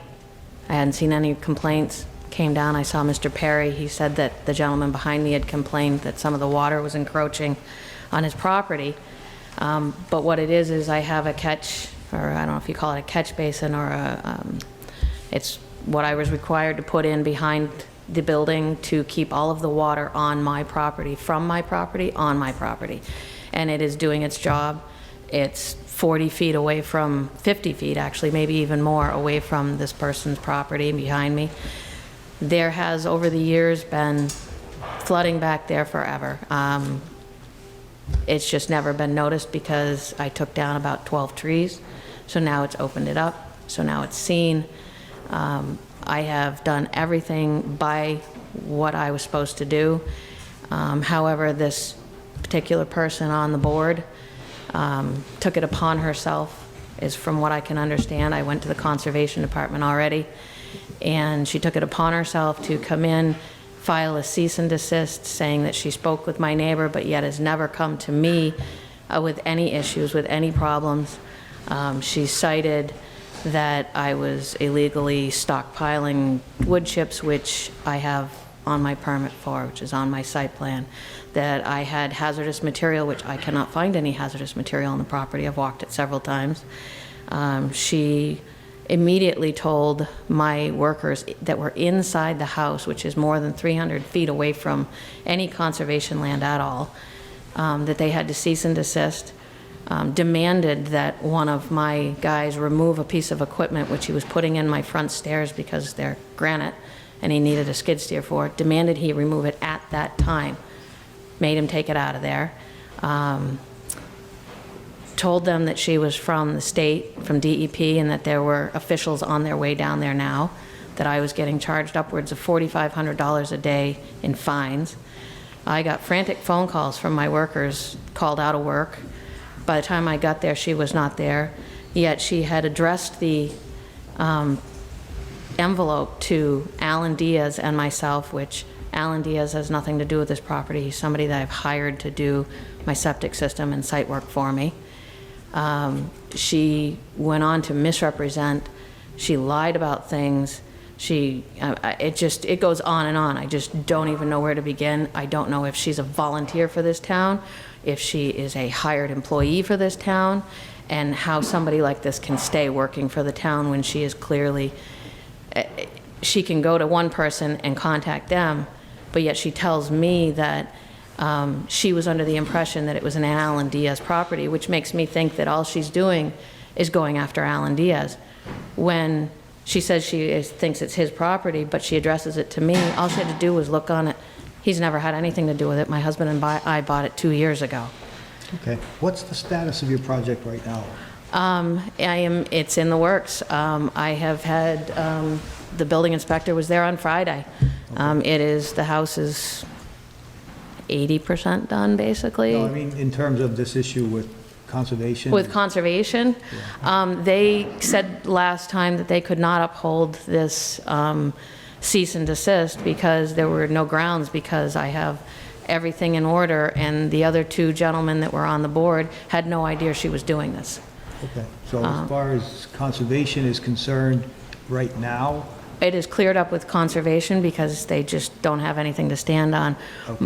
My point is, and what I would like to find out what I can do by talking to you guys is, and I don't know what my next step is, how is she allowed to be on a board? How is she allowed to come onto my property, demand things, lie about who she is, misrepresent who she is, not show any ID, and continue to be a board member in this town? Okay. Jim, do you want to add anything to this? I don't know. You know anything other than what she just said, that you were there? She also, in the conservation meeting, said that Jim told her to come and serve this. And when I spoke with him on Friday, he said he had no idea she was doing that. So once again, she's lying about things. Okay. Anybody have questions from the board? There's a lot of questions. And I had met with Stacy during one of my office hours. Just where to begin? Yeah. Okay, so I had watched the meeting where your property was discussed, the conservation meeting, and at last I viewed the meeting, I believe Steve Goodman was going to inspect the property. So I guess my question, it's not to you and it's maybe to the board members. When did this become an emergency, and how did this become an emergency, and what's our protocol for designating an emergency, and what is our protocol to responding to an emergency? So I don't know if there's any members of the board here that can help her out. Steve, if you mind coming down here? Absolutely. Yeah. Answer anything you want. No.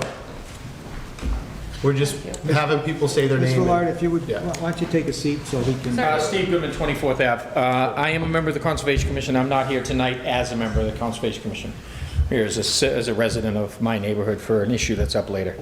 So, but I'll answer any questions you have. Awesome. And just, so again, Steve, I don't know if you heard me, in watching the meeting when discussing this property, the last thing I saw was that you guys had agreed that you were gonna go over and inspect the property. And then the next thing I hear is we had an emergency visit on the property. It was another board member that inspected the property, so I just don't know. Yeah, if you could give us some of the. I was informed via email that Kim was going over and was going to take care of it that day. It's really hard for me to do a lot during the week. Check my emails and stuff when I get home. I work in the city, so I'm gone from 6 to 6. Sure. So if I'm going to do any site visits, it's going to have to be on Saturday, which is fine. We had talked about it, and the first I heard that she was definitely going to go over there and serve what she called a cease and desist was an email I got from her. I assumed she had some authority from someone, because I don't know how that stuff works. Sure. And then the next I heard was at the next meeting when this woman, who I can't remember her name, and I apologize for that, That's came Stacy. and had all the things to say. Sure. So I can only go by what's told to me. You know? Sure. And I apologize, guys, because I don't know these protocols. On an emergency situation or a visit like that, is it, what does the board, I mean, do all board members need to know that this is happening? Is it one board member can make that judgment themselves? Well, that I'm not 100% sure, because the last meeting, we didn't have our chairperson there. So that is a question I have as well. I think a lot of our bylaws, when it comes to those things like that, are extremely vague. I think maybe that's something that we, as a team, all the boards together with you folks can maybe clean some of these things up. Because I don't think it's actually enumerated exactly how that has to be done or can be done. Okay. Especially when it comes to an emergency situation. So I'm not 100% sure exactly what the protocol is on that. That was the first time an emergency, quote unquote, had come up since I joined the board. Okay. So. And one other thing that I want to make clear too is, Stacy had gone before our town a year and a half ago to all of our boards, correct? And As far as I know, like I said, I asked. wasn't on, but that's the information she presented. And as far as everything she handed to me, the way I read it, it did appear that way. So that's my concern, is if we have somebody that has gone before all the boards, done what they believe is the proper procedure for everything, wasn't alerted that proper procedure wasn't done, and then a year and a half later, try to do things that we've already had our chance with that application. I don't understand how we as a town have the right to do that to somebody that has already filed. No, I agree with you. I feel like we as a board should have done a little more investigation. It was called to our attention allegedly by a complaint by a neighbor. That's how it was brought to my attention, was that other board members had said to me, we've got this on the agenda. Neighbors have complained about, water runoff and things that are caused by her project. So we needed to do a site visit just to do that. A citizen comes to us with a complaint, we do have to check that out.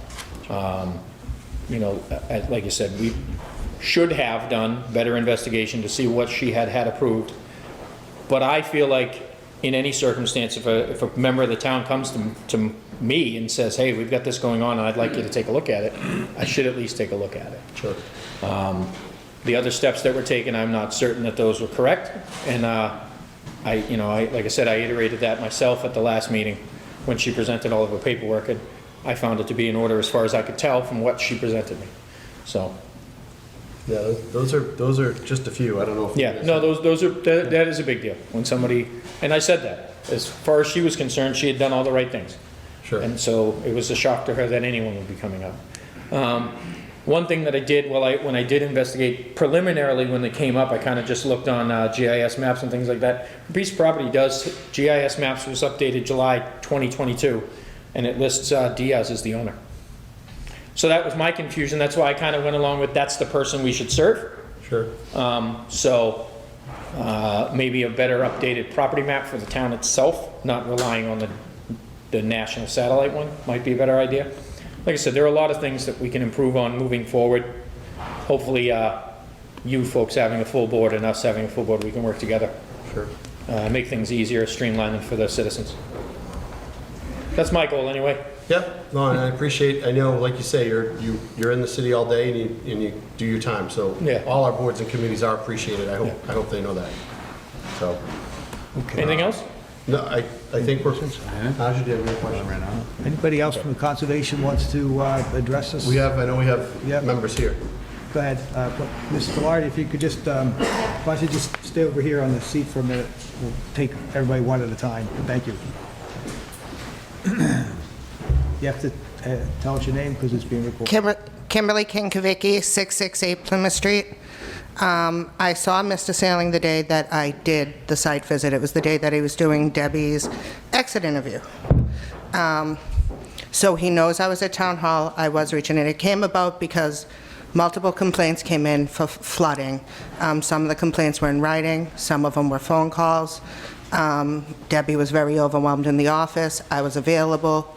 I already had to be at 49 Carver Street to follow up because, and it's in writing, there's an EPA report for 49 Carver Street.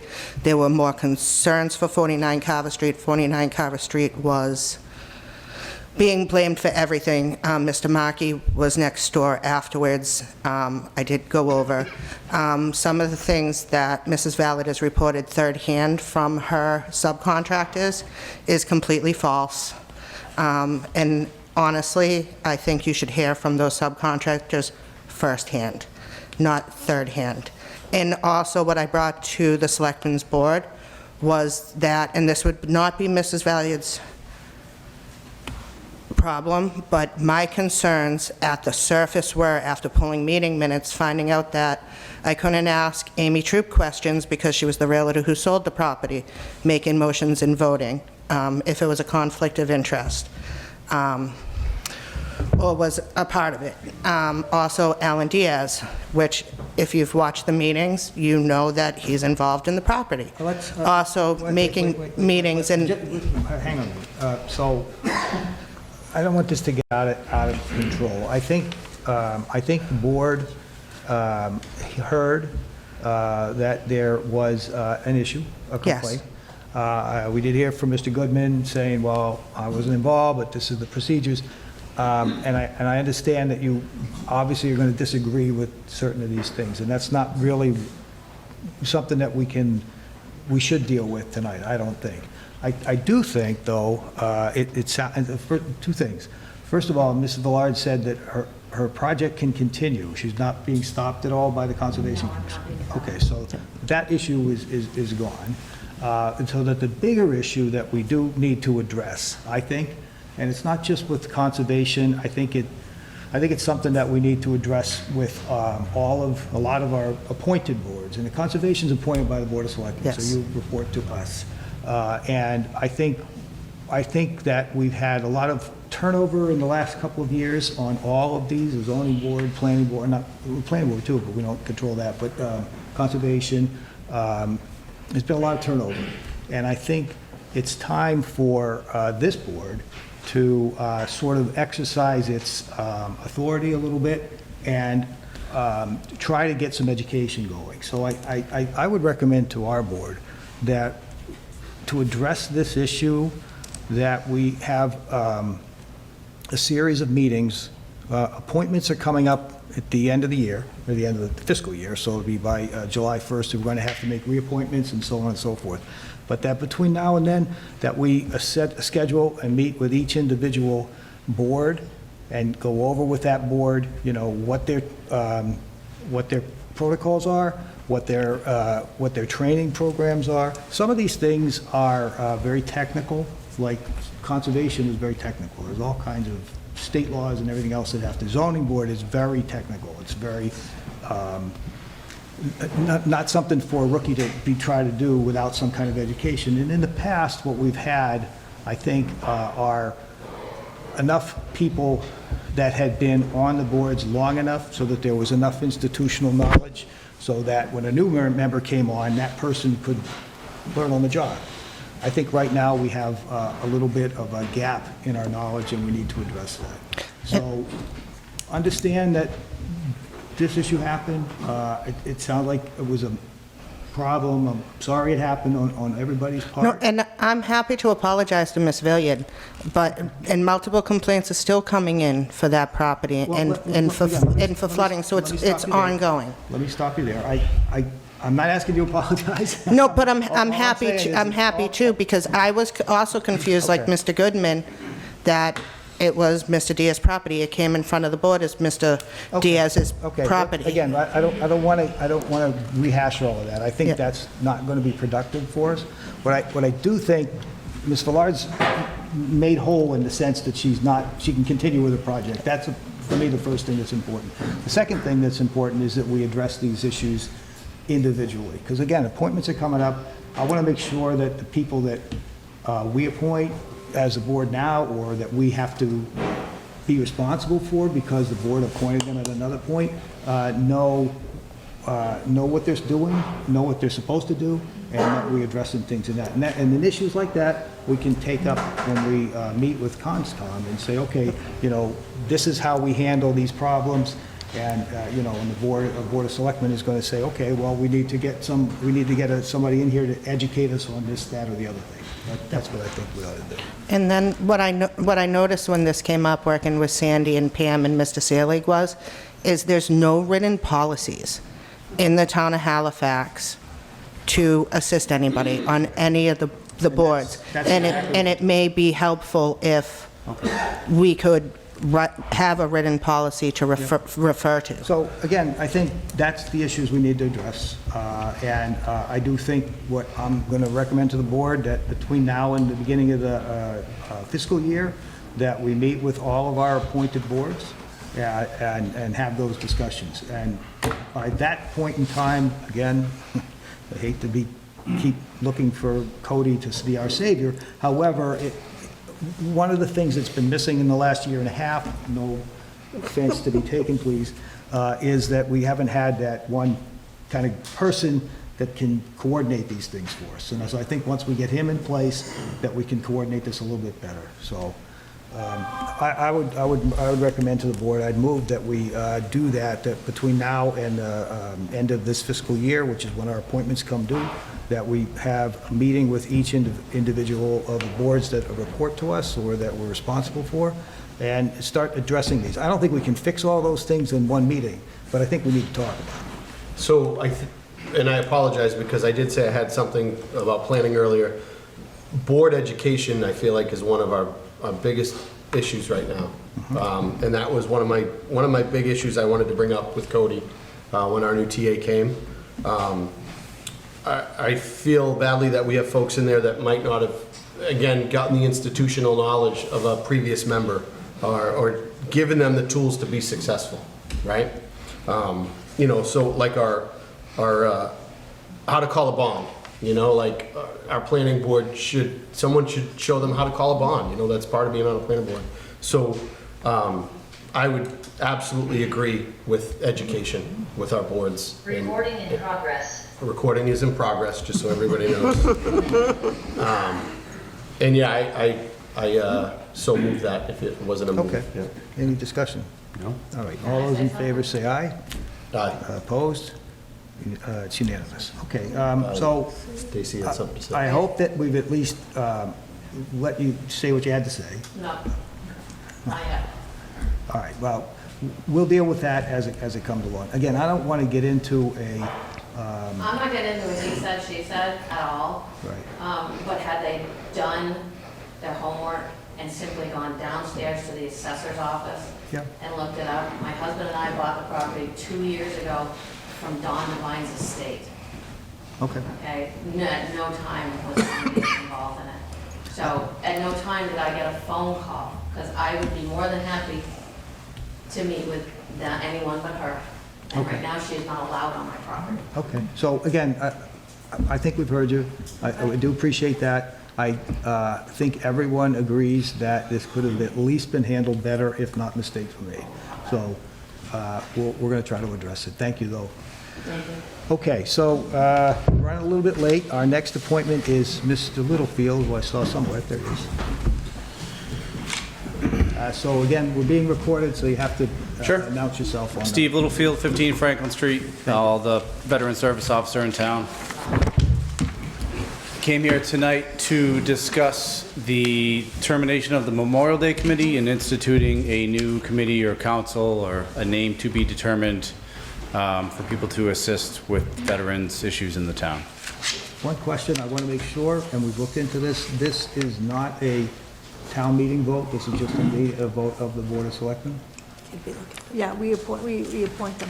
Yes. Okay, Yeah, so, no, we're- it's and not you town just meeting. want, you basically want to change the name. Right, I felt that, well, the Memorial Day Committee consisted of myself and Will Corey. So obviously Will Corey moved on, so it's just myself. So there's no other people involved. I also think that the Memorial Day Committee itself was a little too narrow. It is one of the bigger events in town, but I think that by instituting something else, it would be a little more all-encompassing. We get a lot of people that call up and they want to help, they want to serve their community. Some are veterans, some are not. So I think that by instituting something new, where we can focus on the ceremonies as well as some community outreach and other ideas I have, I think would benefit the veterans of our town more than just a Memorial Day committee. So your request to us is to reconstitute the Memorial Day Parade, Memorial Day Committee into a Veterans, what do you want? Veterans Committee, Veterans Council. Veterans Council? Yeah, I think that would be good. You sure you want it that way? Because it doesn't have to have veterans involved, right? No, I welcome anybody who wants to help veterans of the town. So it's not just for veterans, it's for anybody who wants to assist. Okay. All are welcome. You know, I still have details to work out pending authorization, but I think it'll be a better for the community. Okay. Any questions from the board? Any suggestions? I think it's a great idea. Thank you. Okay, so why don't we do this? We'll take a motion to reconstitute the Memorial Day Committee into the Veterans Services Committee. Sure. And with the idea that if that title is holding back volunteers because they're not a veteran, they think they have to be, that we can redo that again. And I guess once we do that, then you'll be the first Veteran Services Committee member. Sounds good. Okay, and that's my motion. We have a second? Second. Any discussion? All those in favor say aye. Aye. Opposed? That's Thanks, Steve. unanimous. Thank you. Thank you for your efforts. All right, we're almost on schedule. The next thing on our agenda is Morse Brothers, and I know, oh, hi, come on in, yeah.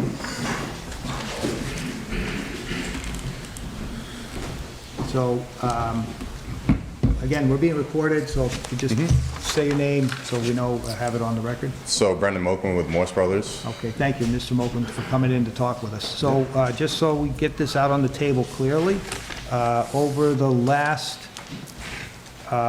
2 weeks, 3 weeks, anyway, right before Christmas and right up till recently, the board has received numerous letters, emails, telephone calls, mostly or maybe entirely, I'm not sure, but from the residents in the Lincoln Street area where your bogs are. And the complaints center on an increase in truck traffic and also on the sand and gravel, whatever, I'm not going to call it operation, but whatever you're doing with it there. And so we do know, and of course, this board wasn't involved, but there was some permitting issues that happened last spring. That's really not what we're here to talk about, I don't think. Correct. I think we're here to talk about what you're doing now and so on. So if you want to take the opportunity to kind of explain where you folks are coming from. Yep. So we're simply screening a existing face that we're bringing material closer to ground. We are not digging underwater in the water table, etc. We are simply screening the above face material into byproducts, which are sand and stone. The sand is then being used at our Middleborough property where we are renovating a 5-acre piece of cranberry bog on our 30-acre farm. And we also will be moving material from our Halifax property to our Hanson property where we are renovating 20 acres. Okay. So these materials are not being mined for sale. They're not being mined for anything other than our own use at our adjacent properties in neighboring towns. Okay, and I've gone back and forth a little bit with you and your attorney anyway, and so your explanation for being able to do this is based on? It's based on Mass General Law 40A Section 3, which gives clear guidance to town bylaws. Okay. That may be restrictive to ag exemptions. With agricultural issues? Correct. As opposed to just sand and gravel? For sale. For sale? Correct. Okay. All right. Okay. Before I open it up for any other comments, anybody from the board have any questions or? So do you have a ballpark, Brendan, as to the amount that you'll be moving from here to Hanson or Middleborough as far as? So Middleborough was sand, yes, so it's a 5-acre piece. It's roughly 4,000 yards. Okay. So sand is the final layer that you need when renovating bogs. It's 6 to 8 inches, and that is what The vines are directly planted into for drainage purposes. Okay, so that's, And that project is 95% done. okay. And so you said that was for Middleborough was the 4,000? Correct. And then Hanson? Hanson, it will be later on in the spring. There won't be any winter work due to frost. And then that'll be a peat-based material that'll be leaving over to Hanson, Okay.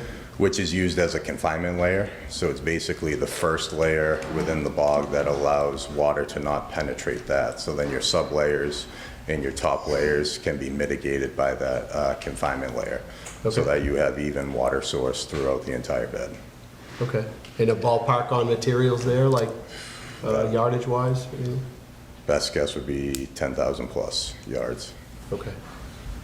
And do you have a timeline now as to when you think you'll be wrapping up activities for the? So I need roughly 20 to 25 more loads of sand. ASAP, I did stop when I did receive word from you guys. And then Middleborough is all set. And then there'll be no trucking activity until the end of March, beginning of April, when winter resides. Okay. Okay. I'm sorry, go ahead. Not sure. So I'm sure that this crowd here has some questions for us, so if you'd like to take a seat, and we'll take the questions. So let me just reiterate to everyone that what we're trying to do here tonight is to understand the problems and understand the issues on everybody's side. I don't believe our board is going to be in any position to decide anything because we're learning. So with that in mind, anyone who wants to address us, we're happy to hear you. We want to hear what you have to say. We're going to take notes, and we're going to, I think, ultimately refer this back to our land counsel, who I have already talked to. He's aware that this issue is coming up, and see what it is we have to do, what it is we should do, what it is we're allowed to do in terms of controlling the whole thing. I do really understand, and we all do, I really understand how emotional, for lack of a better word, this issue can be, especially for people that live near the trucks going by and see the land changing and everything. We completely get that. That's something that's very clear to us. But we're trying to do this rationally also, and we want to make sure we make the right decision all the way around. So just, if you folks would just keep that in mind. Anything you want to tell us, that's great, but let's if we can keep the temperature down just a little bit, so that, I'll do my best. you know, I'm not picking on you, not yet, anyway. But anyway, I just had to make that statement because it's very important to how we conduct our business, that we try to do it in a logical, rational, legal, proper way. I want everybody to be happy. I don't know if I can do that. We try the best I can, but we're going to do the best we can. And so anyway, all that being said, Mr. Goodman, just tell us again your name. So Steve Goodman, 24th Ave. Thank you. Again, I'm here as a resident of the neighborhood and as a person who has a genuine interest in the environment, not necessarily a financial interest in the impact of the project. There are a few things he said that, I'm not going to go he said, she said, but that are just plain not true, but we'll back those up at another time with the evidence. There are some questions I have for him and for the town, because I know they probably haven't considered it, but if you've walked down Lincoln Street, starting at Route 58, you cross over an old culvert that hasn't been maintained in a very long time, that is less than 18 inches underneath the surface of what we call a road, but really isn't. And that feeds the runoff so that the water doesn't pool up behind Walmart. It can run down to the lake where if 5th Ave has existed, it would be there. There's a nice runoff there, but that culvert is not in the greatest shape to begin with and is more than likely being damaged. Also on that street are 3 or 4 storm drains. And it has come to my attention that that is probably my problem as a member of the Board of Conservation, because that's stormwater management. So I don't know who we need to address to have those inspected to see what the state of those are before any more trucks start going down. Because now you can really start to affect things if you start to affect the stormwater drain. and that is part of conservation. The infrastructure itself, we all know, is weak. There has to be a different way. If this project is allowed to go through, there has to be a different way. Let alone the safety issues, let alone that you can't get cars past each other. That street's going to be destroyed. And I understand that you can put a rider on it, and they can be forced to pay for it afterwards. But what happens to the residents in that neighborhood in February when their gas lines are all shattered and their water lines are broken, which happened last time? And they only moved 20,000 cubic yards last time, as far as I know. The other thing is the environmental impact. As a fact, where the sifter machine was that was moved after they got the letter, they are already at lake level. Take an altimeter out there, they are between 0 and 5 feet above the lake level, which if they dig any more, it's going to fill with water. The bog that they fixed, that they built last time they asked for a permit, that they refurbished, it's much closer to the lake, is already full of water all the time. Doesn't really produce great cranberries because it's wet all the time. If you go look at it on a satellite now, and you look at it dated all the time, it always has water in it because they dug too deep. If you're in a kayak or in a pontoon boat and you stand and look into it, you can look down into it from the lake. So they've already broken the water table there, and they're very close to doing it again. And if that happens, it's one of the largest aquifers in eastern Massachusetts that you're talking about damaging. It's a sand mining operation. They're creating a pit. And those pits can collect bacteria, and those pits can collect a lot of runoff that's going to go directly into the water table that affects almost 200,000 people's drinking water in eastern Massachusetts. It's not just a Halifax problem. It is right now because it's directly affecting our neighborhood. It's going to affect the whole town's water supply, and it's going to affect the whole town's taxes. Because what are you going to do for all the people on 13th and 12th Ave when they don't have any well water anymore because their wells are contaminated? It's just, there's a lot of impact that I think a lot of us are not aware of. Okay. Let alone, like I said, all the immediate concerns with the traffic in the neighborhood. Those are secondary, actually, as far as long-term goes. You know, those can all be worked out in court if the infrastructure is damaged. But that environmental damage will be permanent. That lake will, I know how much money all the communities around here have spent and how beautiful of an area it is. It's swimmable, it's fishable now. It won't be anymore. It'd be a shame to lose that. Okay. Can I just ask, since he again is here, Mr. Hayward, have you looked at any of those culverts or anything on that Lincoln Street? The culverts that I looked at, they're old. Everything on it. Not the fine people. The fine people are not old. Okay. The street's been old for years. The whole thing that I'm looking at is there is a sinkhole in front of one of the houses right now. It's not where the truck's driving directly on it, but they're going over it, and I believe that's one of the pipes from our catch basin. So we're going to be digging that up to see what's going on underneath it, because we just had that problem at the end of First Ave at the beginning of the last summer. So I've got it, I've measured it now and keeping a good eye on it. But that's the only issue, besides the road being old and falling apart. Okay.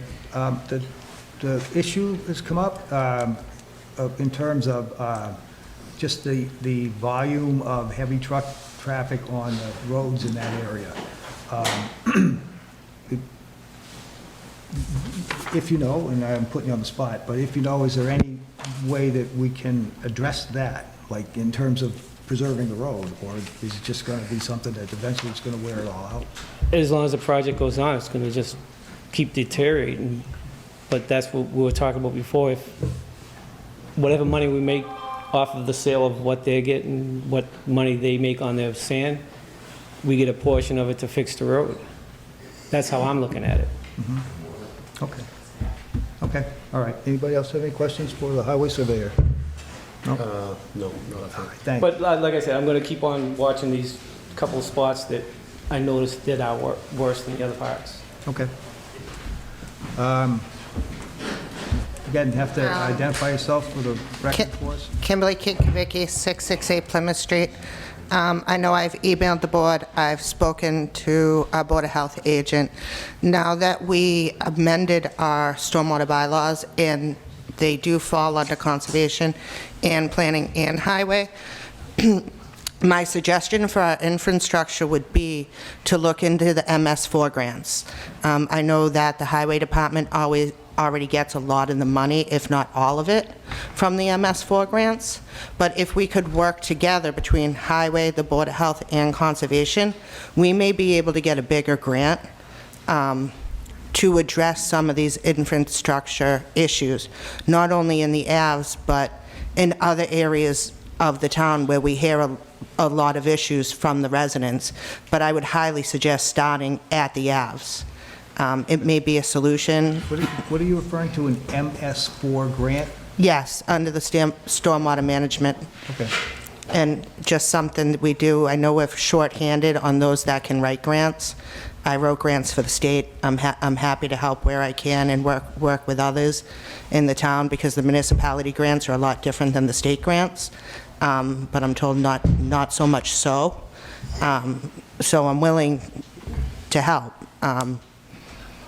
with whomever the expert is in town now that Charlie is gone, with the grant writing. But that would be a solution maybe for the municipality and to appease the residents. It's not a promise. It will take some time, it'll take some hard work, but it will at least be something to look forward to. Okay, thank you. Anyone else want to address us on the issues here? Somebody in the back?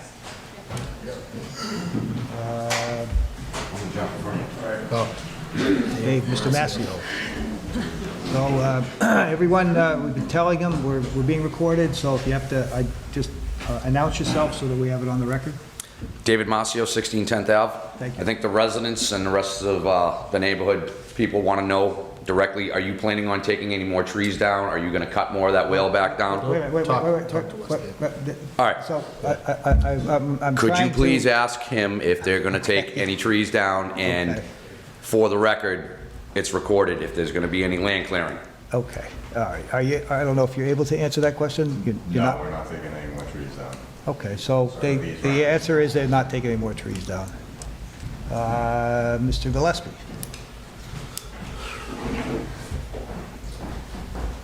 Jeremy Gillespie, 9 Richview. That's just a sheet from Mass DEP. These are the things that cover that property. Zone 2, wellhead protection area, public water supply reservoir, surface water supply protection zone A, B, and C, surface water supply watershed boundary, covers all of that property. So, we have a lake that's been deemed impaired. We have a EPA enforceable TMDL. And I'm curious, when they got a $75,000 grant for that Middleborough bog, they told them they'd be getting the sand out of that place. Okay, thank you.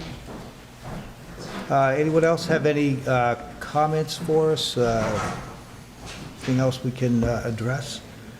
All right, so, yes, ma'am. Yep, come on up. Don't be shy. Don't use my pictures.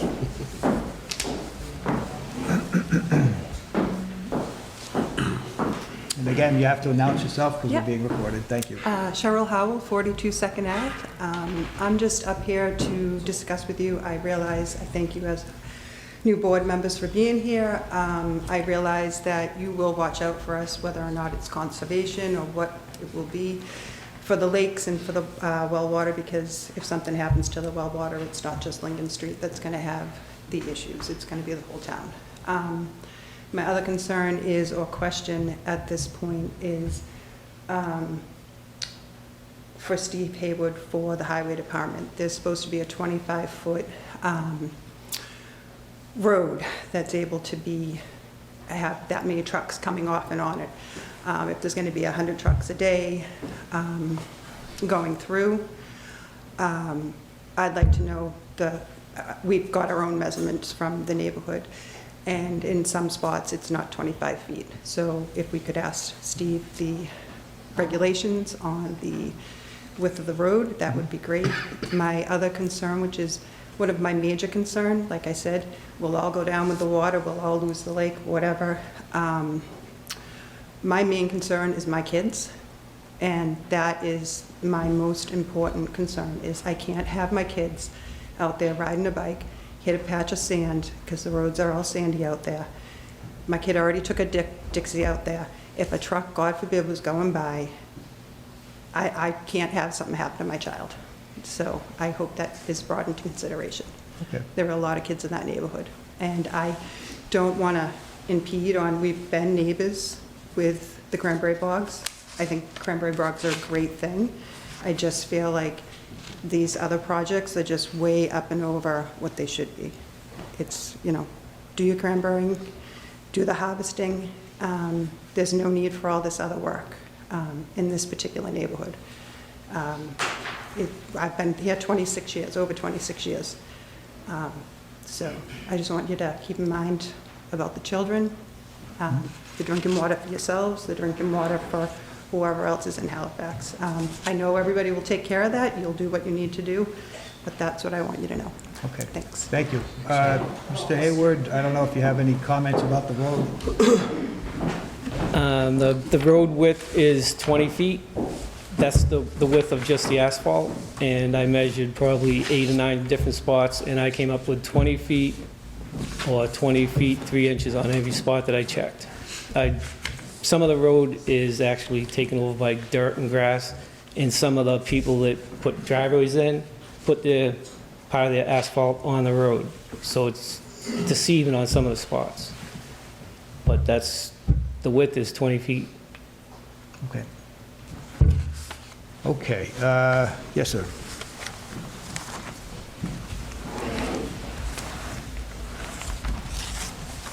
Gordon Andrews, 244 Elm Street. I would hope the board would review the earth removal bylaw and institute the fines and penalties for this project.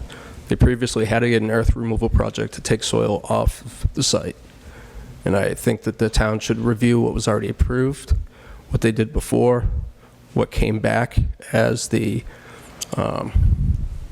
signed off plans. We closed the bond with them last year over the project. So I think that the board should take that into consideration. Okay, thank you. Anybody else have anything they want us to take a note of or address? All right. So anybody from the board have any comments, anything? No, Like I said, I my mean- recommendation, I'm sorry, I didn't mean to cut you off. No, it's okay. My recommendation will be that we take this under advisement. We do need to check with town council, Mr. Andrews' last comment relating to bylaws and so on. He has all of that. He's going to look at it and address it, and we have a letter from Morse Brothers on their view as to what their authority is to do what they're trying to do. And we'll hopefully be able to get some traction on that both ways. So, I'm sorry. I was just going to say this, it's obviously a tough situation, and it's hard to find somewhere where we can make everyone happy. But I think we owe it to ourselves as a town to work together to come to a solution that we can all be okay with. That you guys feel okay with living in the area, that our environment is protected, that our farmer can make a living, and if we can keep it at that understanding, that we're all trying to work together to figure this out, and we're not going at each other, and we're not getting heated about things. We're going to do our due diligence here as a board, I'll tell you that. We are going to talk to council. I will say a lot of the road stuff, I feel badly that we're saying that our cranberry growers are endangering our roads. I think we know that those roads are on us as a town. I think a lot of the issues with those roads kind of fall back to us a little bit. So I just hope that we can stay level-headed and figure this out and maybe bring in, maybe, I don't know if they're willing, maybe some sort of third party to kind of figure something out and get this resolved that everybody can be okay with. I'd like, if I could just one more. Yeah, please. Sure. Yep. Again, just announce yourself so we have the Again, record Steve accurate. Griffin, 24th Ave. Thank you. Just a couple of points after the conversation. I did notice the trucks were starting early, so if things move forward and that is allowed, I don't know what the state law is for that, but when I used to work construction, I couldn't even start my truck before 7 a.m., and I know I got passed by a couple large trucks at 6:23 in the morning pulling out of my driveway. That was just brought to my attention to remember that, because I had talked to some friends about that. But the two things, my interpretation of our town bylaw is that anything 50 cubic yards or more that's not in relation to an agricultural building or a farm building renovation, in order to move that earth, they have to have an earth removal permit. On farm is on farm. Yep. And the other thing is, it may all boil down to education. He cited a Mass General Law, however, the Halifax Town Bylaws and Wetland Protection Act was enacted before the state's was, so it supersedes it all the time, every time.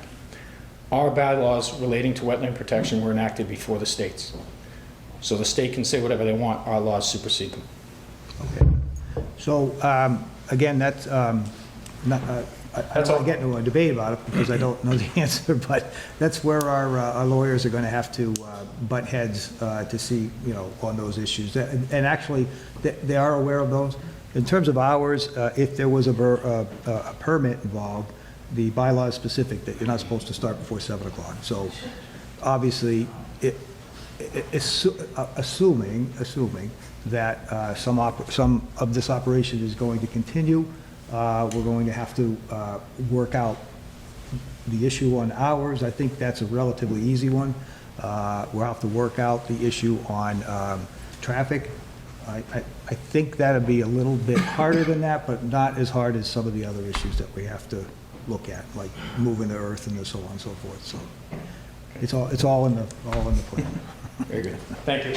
Okay. Yes, sir. Gordon Andrews again.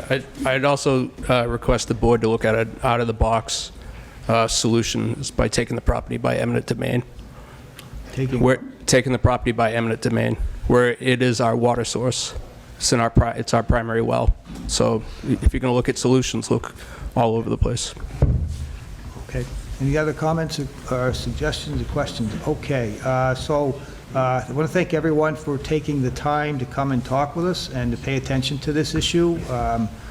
It is an important issue. We agree with that. It's important to everybody in the room.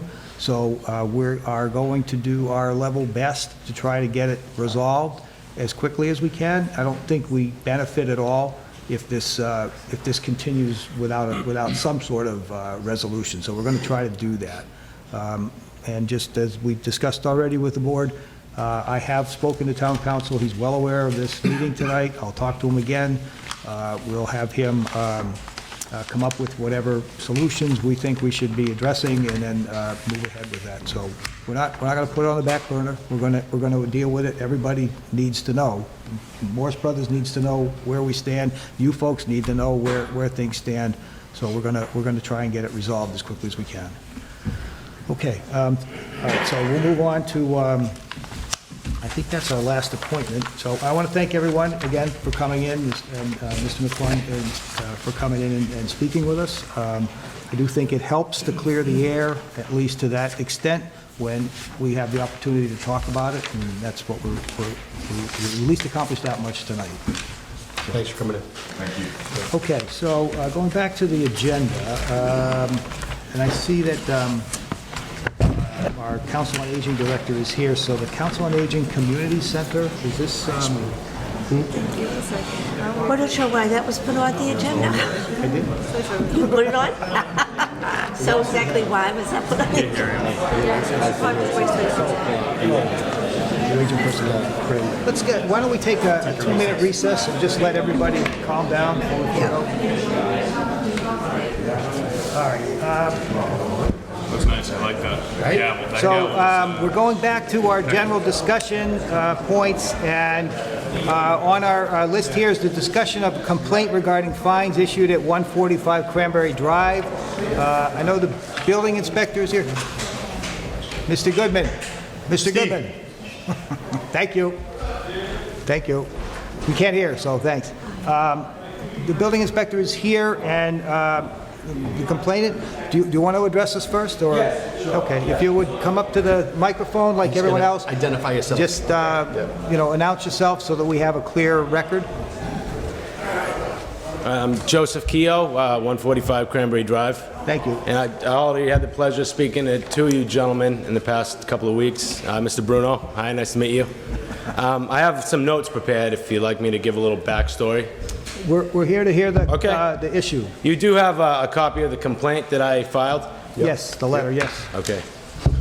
All right. So anyway, so I'm like I said, Joseph Keogh. I'm running my own excavating company. I started in 2018.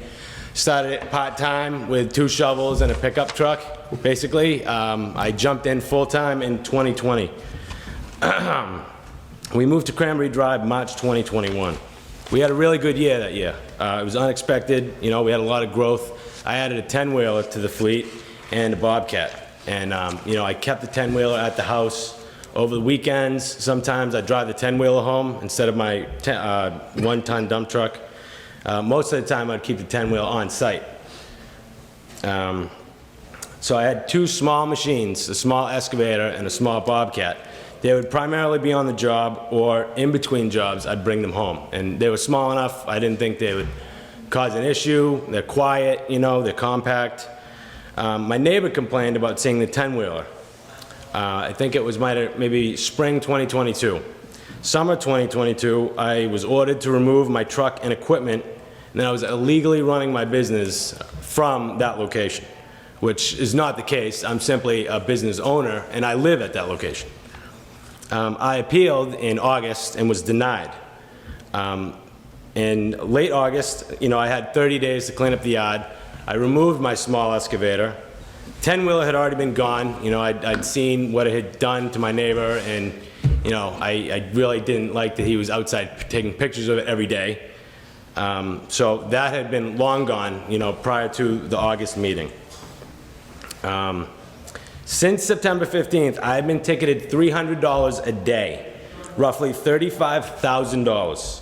Monday through Friday, Saturdays, Sundays, Thanksgiving, and Christmas.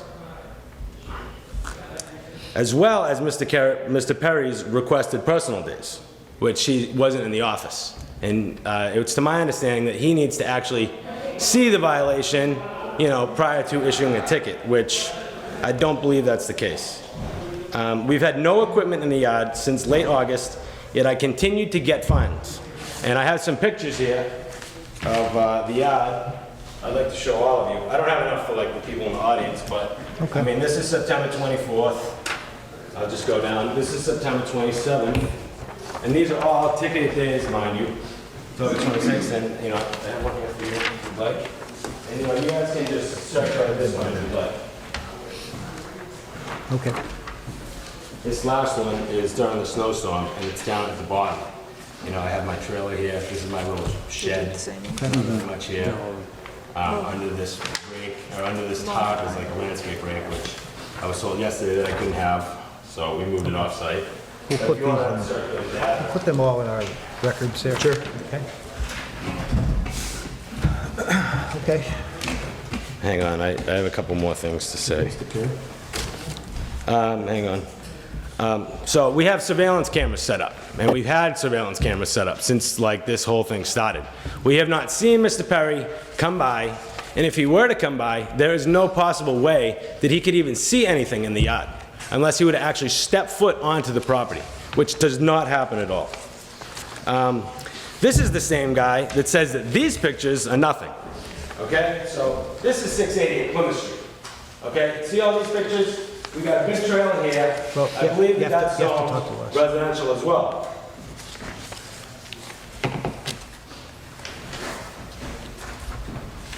And I have this one here. I mean, last I checked, a screening plant, that's industrial, isn't it? That's not residential?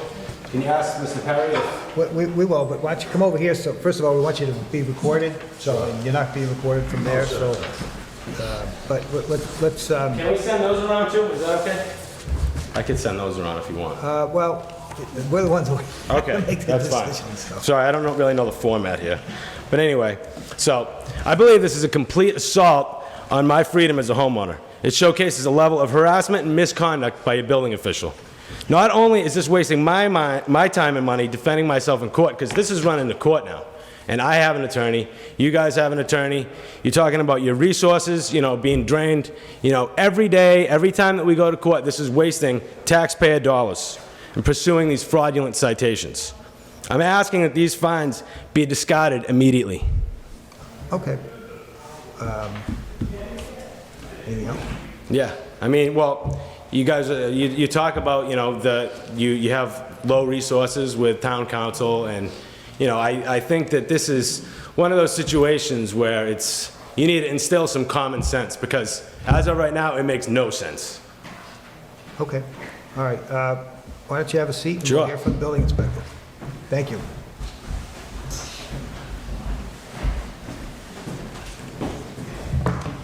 Jim Perry, building inspector. So, Beginning- let's Go ahead. let's start in the very beginning. So you've issued some sort of citations. Yes. Can you tell us what the basis for the citation, like what the legal basis for it? Like, is it a zoning bylaw violation or something else? Or what? Yes. I got a complaint from a neighbor. I went out and investigated. It appeared that he had his construction equipment on the site in a residential neighborhood subdivision. Wrote him a letter, asked him to give me a call. He didn't give me a call. As I recall, we sent him a letter, basically a cease and desist, or he could be fined up to $300 a day. He appealed that to the Zoning Board of Appeals. We did a site walk on the property with the zoning board. I think 2 or 3 members of the zoning board were there. It's on a Saturday morning in the middle of summer. Then they continued the hearing to the next meeting, in which they voted to uphold my letter of cease and desist.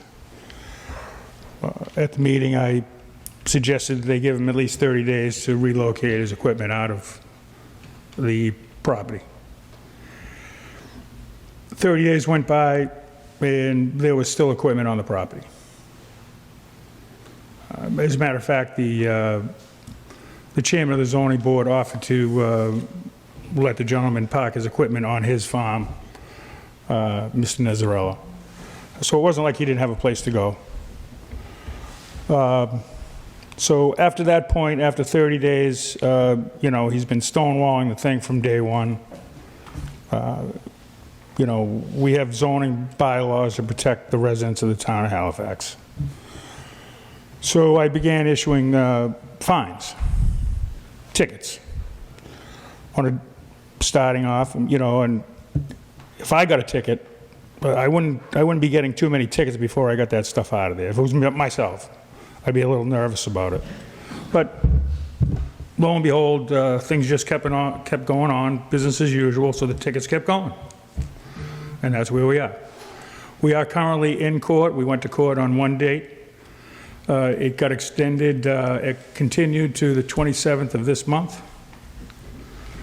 I did have a meeting out on the site yesterday with Mr. Seelig. We met Mrs. Keogh out there. He had a rock hound that was covered with a tarp, which is not what you would consider a homeowner's piece of property to, maintain their yard with. It was clearly a business piece. I asked her if she could remove that. Previous to that, I sent them a letter stating to give me a call when he thought he was in compliance. I would come out, view the property, and that would be it. But the first I got a call was from Mr. Seelig. I didn't realize that this issue is in court. How did it get into court? Did we file some sort of paperwork? Mr. Keogh appealed the tickets at court. And he appealed it to the Plymouth District Court? Yes. So the way this fine was issued was because of a zoning bylaw violation, and that once the fine was issued, the administrative procedure would have been for the recipient to appeal to the zoning board of appeals.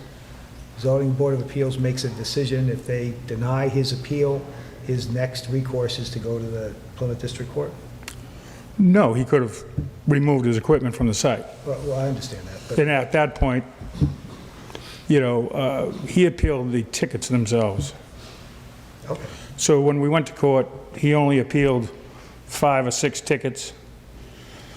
It was brought up at that time to the clerk magistrate that there are, you know, there's a bunch more. So the clerk magistrate told his attorney to get together with the town's attorney, basically figure it out, combine them all together and come back in Okay. as one case. Who is our lawyer? Rich Huscom. So Rick is actually handling this issue? Yes, he is. Okay, I wasn't aware of that.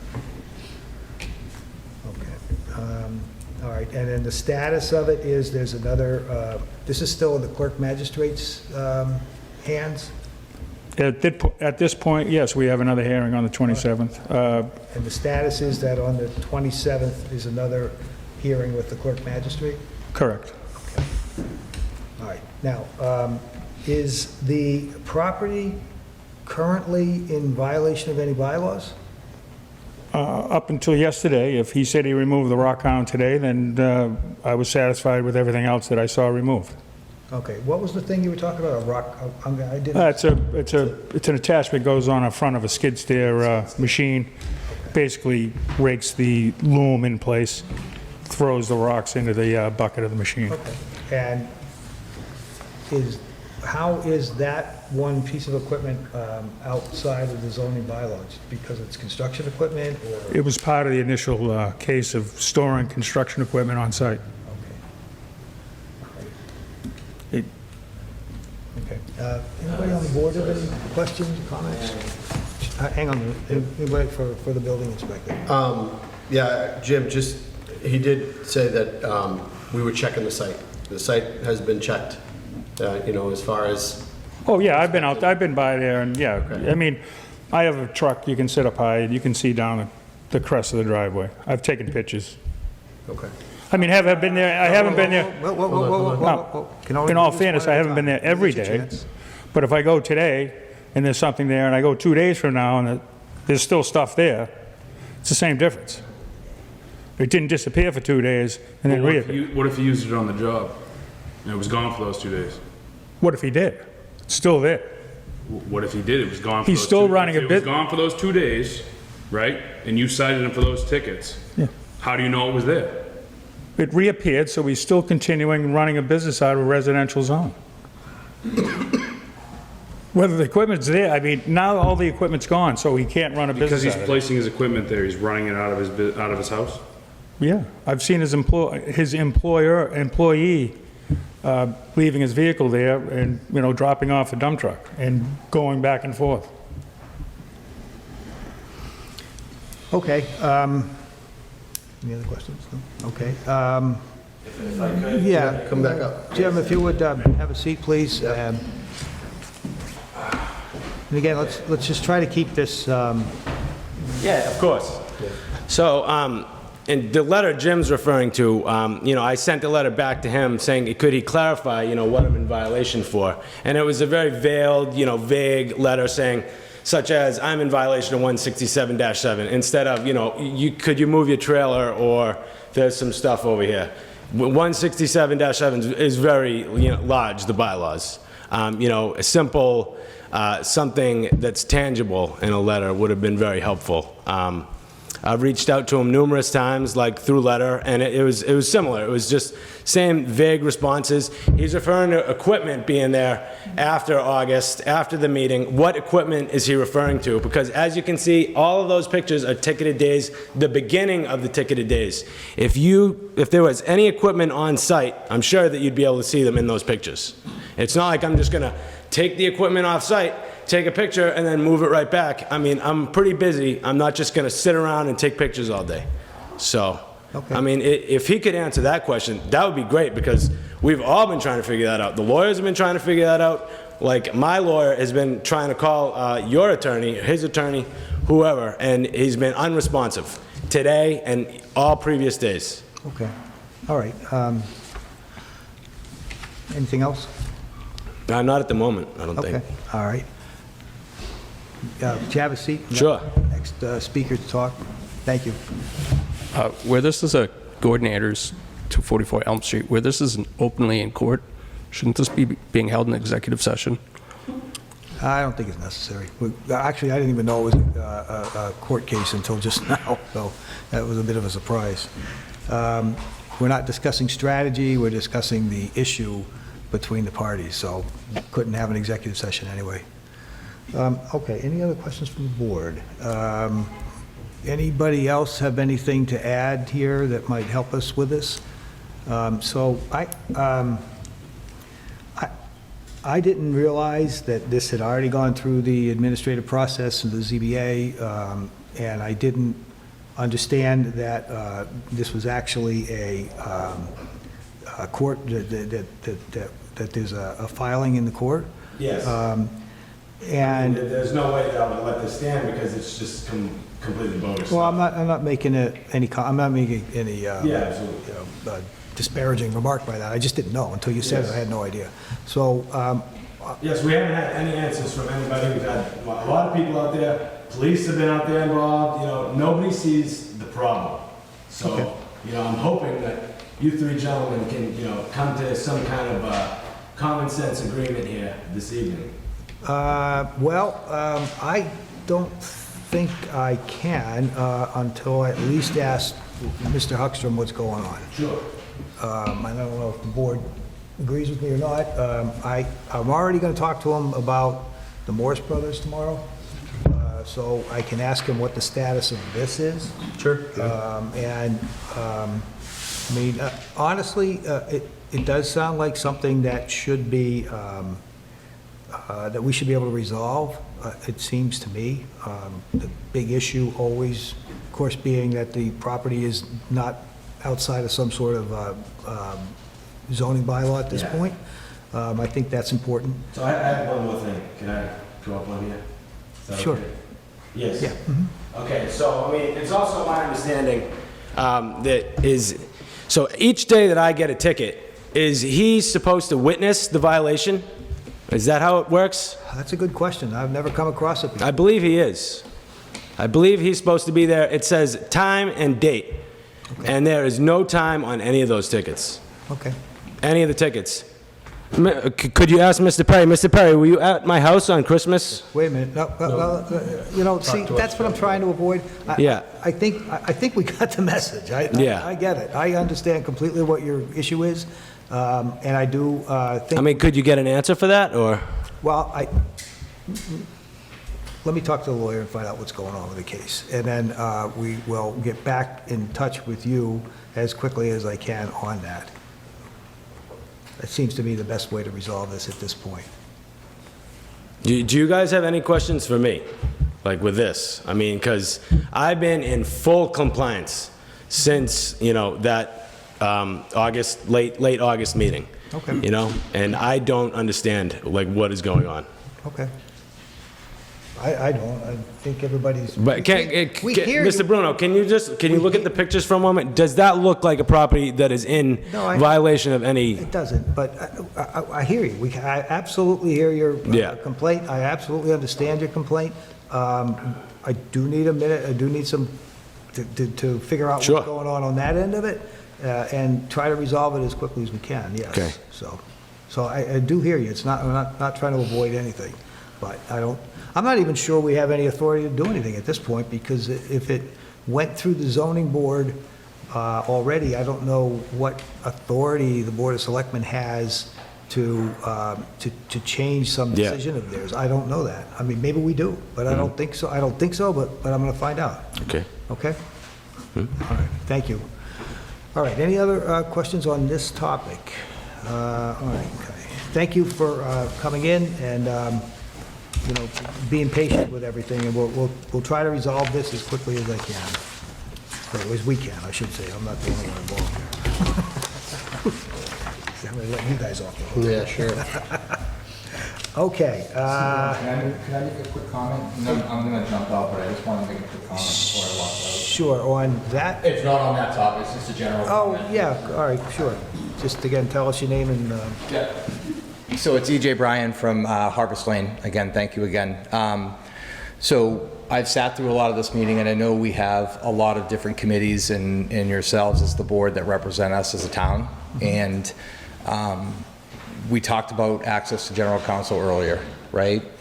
And several of the topics that came up tonight, it was clear that there was some disconnect in the council part of it, right? We heard something from, and I'm not disregarding the work or the effort or the time that those people on those committees put in, because we appreciate it as a community, and a lot of us probably wouldn't step up to the table if we were asked to.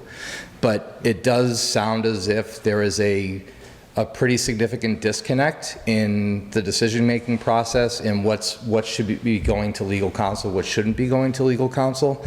So I know you all agreed earlier that you would take steps to try to build a process around that. And from what I've sat here and listened to tonight, it sounds like that's so important that we do that. So I want to thank you for making the recommendation earlier, and I hope that you guys do see that through, because it does appear to be very important for the community. I think one of the things when I was running and was first elected that Mr. Seelig suggested, he says, well, if you win, we're really going to have to address our boards and commissions, because they have, I don't want to make it sound disparaging, because I don't think so. Sure. I think everybody on these boards and commissions who comes into it with the right heart, the right attitude, but a lot of this is technical stuff. And zoning, for example, is very technical stuff. Conservation is really technical stuff. Mm-hmm. And I do think that in the past, the laws maybe weren't as complicated, and they get more complicated daily. And I also think in the past, so I don't know if you know, I was on the Board of Selectmen 12 years ago for a long time. Mm-hmm. And back then, we didn't have cell phones, get over with. All kinds of different changes have happened since then. But back then, a lot of the boards, I'm thinking of conservation in particular, had very long-standing numbers on it. And people that had kind of grown up in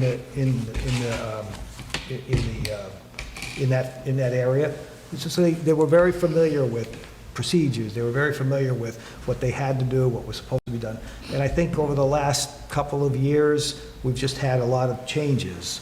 I don't know why. We have had a lot of changes. Right. And I do think that it's important that we get as much education as we can for these folks. I mean, they want to do a good job. I know they do. And, you know, sometimes they're left on their own saying, well, I got to decide what to do, and I'm going to decide this and hope it's right. So, Yeah. well, I hear you 100%. Yeah, and I just want to be clear, I am not criticizing anyone who sits on these committees or yourselves for the work that you're doing. I 100% appreciate everyone's efforts, and I know how hard and how taxing this can be. It's just making sure that you all, as a Board of Selectmen, equip them with the right resources to make their decisions along the way. So I want to make sure that anyone who's sitting on a committee out there who's listening to this, like we 100% appreciate every ounce of effort that they put into what they do. Thank you. Okay. Yep, 100%. And yourselves. Thank you. Thank you for your comments. Thank you. Yep, thank you. All right, let's see. Wage and personnel, annual hearing, possible proposed amendment. I think this is from you. This is, It's getting late. I need my glasses more now that I get them again. All right. This is from Mr. Seelig. This is mine. I'll read it.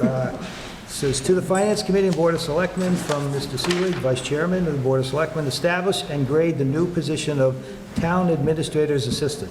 This position will replace the Selectman's Assistant position. The new position will encompass the responsibility of the Selectman's Assistant, will add duties and responsibilities, and will answer to the Town Administrator. So a little background on this. While we were in our TA search, I was researching a lot of other communities in the area, how they handle their TA situation, their staffing around their town administrator, and the like. And I noticed we are one of the few communities in the area that does not have an assistant to the town administrator, which to me kind of boggled my mind. Pam McSherry is a vital part of this structure, but technically she's assigned to the selectmen. And we do as best we can when we're here, but for my take on it, I believe that we should officially link that position that Pam is at to the town administrator position. The town administrator is there 40-plus hours a week. You know, if anybody needs assistance with what Pam is doing, I feel like it should be connected to the town administrator first and foremost officially. I know that the duties kind of connect between selectmen and town administrator, but I was kind of shocked that, again, we're one of the few communities here that doesn't have an assistant for their very important town administrator. We do have a new town administrator coming in. I feel like it is our duty to try to get him as many resources within reason as possible. So I think we as a town owe it to ourselves to look at changing this position, linking it officially to the town administrator, and taking a hard look at duties. And I know that might be a different grade or you know, some sort of issue there, and maybe that's something we can hammer out at wage and personnel. But I just feel like it makes sense to me to have arguably our most vital person in town hall to have an official assistant. And that's the basis of the request. Is this just a title change, or is this something more? I mean, I'd like to kick the tires too on different duties and different responsibilities. Other towns that I've talked with, their assistant, so there's two different positions. There's assistant town administrator, and there's assistant to, reminded me of the office, assistant to the town administrator.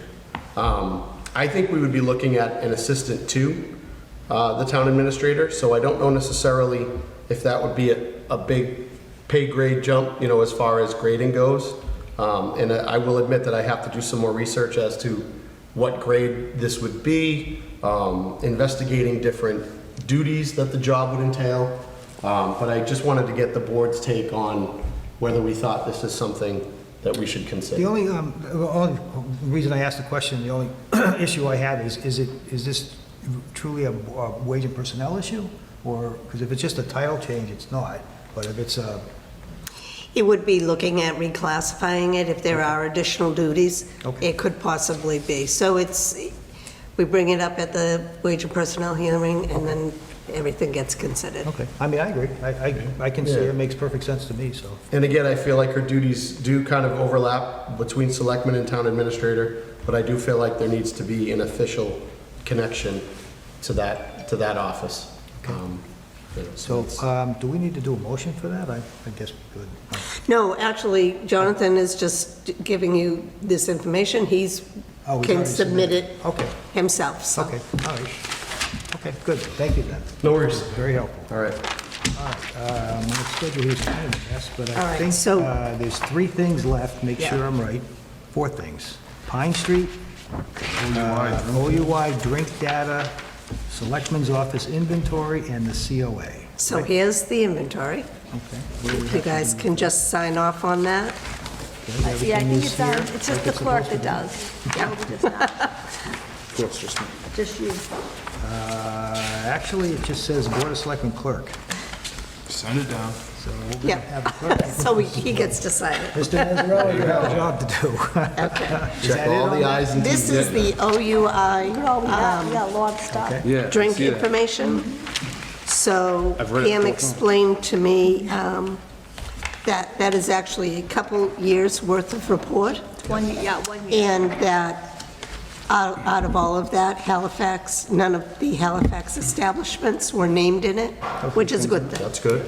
That's the last drink What it is. report. So, the change in the drunk driving law back in the 90s put in effect, in case anybody doesn't know, put into effect whenever someone is convicted or pleads guilty or whatever to drunk driving, one of the questions that is asked of that person by the sentencing judge is, where did you have your last drink?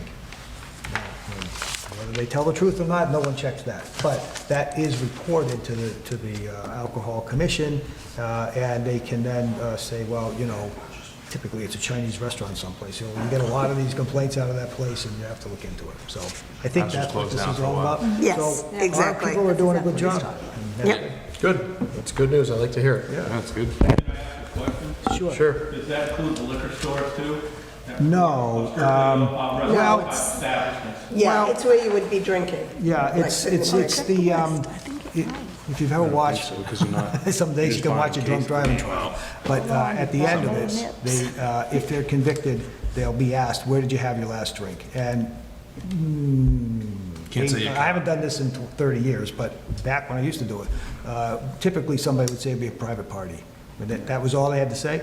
Or if they were saying that they were at whatever bar, whatever, then that's how it ends up on that that's list. how it is on a report like that. So Yeah. they said, oh, I got it at the package store on Route 27. And it They doesn't- They don't run a report for that. So we don't track that for the No. alcohol package stores in town. No, not through that. This is all court-generated Yeah. stuff, yeah.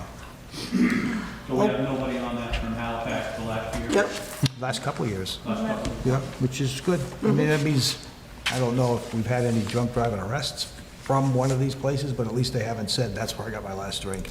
And, you know, the idea being that even if you drank enough to get over the influence somewhere else, if you go to a licensed establishment, then there are specific state statutes that say it's against the law for a licensed establishment, meaning a bar or a restaurant, to serve an intoxicated person. Correct. So. And they're trained for that for the workers. Hmm? The bartenders, the wait staff, they all take that training. Yeah, that's get right. Certified. Yep, that's right. And that's Frank Johnston, just so everybody Yeah, knows. Frank Johnson, I'm sorry. You're real good at that. Okay, let's see. So the last two things I have are... Homestretch. Pine Street. Is anyone here for Pine Street, by the way? No. But the Council on Aging Director is here. So let's get her home. I think the chief is on it sometimes. Hello? I think it needs to be unmuted. Yeah, I think they're muted. Can we ask, is Caesar listening? Caesar. Can we get, You there, Chief? Chief, that's a striking picture you have there. It's buffering. I don't know how he's able to stand that still. So we have the Council on Aging Director here. Council on Aging Community Center. I think I must have asked to have this discussion, but mostly because I just want to keep the topic moving. So we haven't done anything on this project since town meeting. And I know that it's one of those things that's just been haunting us for years. So I'd just like to see us move ahead on it somehow. There's other ideas. Again, talking to the building maintenance guy, Scott, that, you know, he's suggested maybe moving some other buildings around, kind of putting the fire department and the police department together and using the fire department and so on and so forth. But I think we need to do something. Sure. It's just, So that's a good thing, right? So we all agree that we have to move along with this project. Yeah. Too bad it can't be yesterday. What's that? And too bad it couldn't have been yesterday. I mean, the thing is that now I know. But the thing is, you know, I pulled out at 2011, and I brought it to one of our meetings, and I couldn't believe that all the things that had been discussed or we're discussing now happened in 2011. Yeah. And here we are still talking about it and the same things. What my concern is, of course, is is to try to keep these programs going for the senior population, for not only that, for people with that do have a disability, and that's a real concern. So, you know, I hear it every day. I mean, they come in for their social hour, and, you know, I have to respect what's going through their mind. You know, they see that we have been allocated some earmarked money, and they're like, okay, how are we going to spend it? Where is it going to go? And is it going to renovate this building? Forget it, we're not going to have a building. So I have to pump them up again and try to recreate the wheel and try to keep their interest. And that's what I'm doing every day. It's a battle. But I want them to be, you know, to remain positive. Because as I said to them, meaning members of the COA, that you are a board that supports our population. There's no way around aging, right? I don't care how old you are. But the thing is, in a community that hasn't kept up with all the services that are available to us at the state level, at the local level, we have a lot out there in Massachusetts.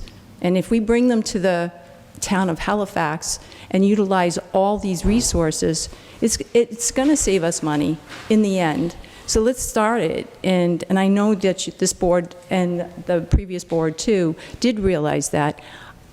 I don't want to see 2011, those same those same things that we discussed. I should have brought it, I apologize, but it's just amazing, the verbiage, everything out of that 2011 article that was in the Boston Globe. It's the same information that we're talking about today, and it's, so I hope we can go forward. It goes beyond I'm looking 2000. forward. I remember it from the 1990s. That's probably but too. In the most recent town meeting, actually supported the project, which it was a first. So I think there is, that the enthusiasm has come back for it. Yeah, I do or think has come so. for it, which is very helpful.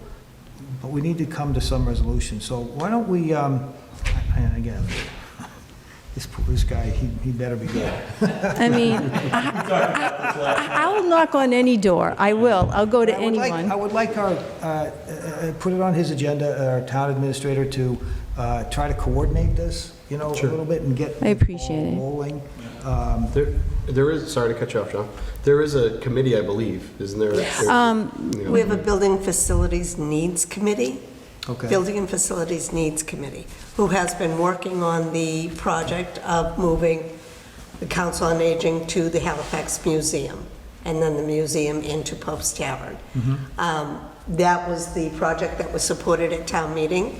Town meeting voted 1.6 million that we actually had excess in one of our bonds towards that project.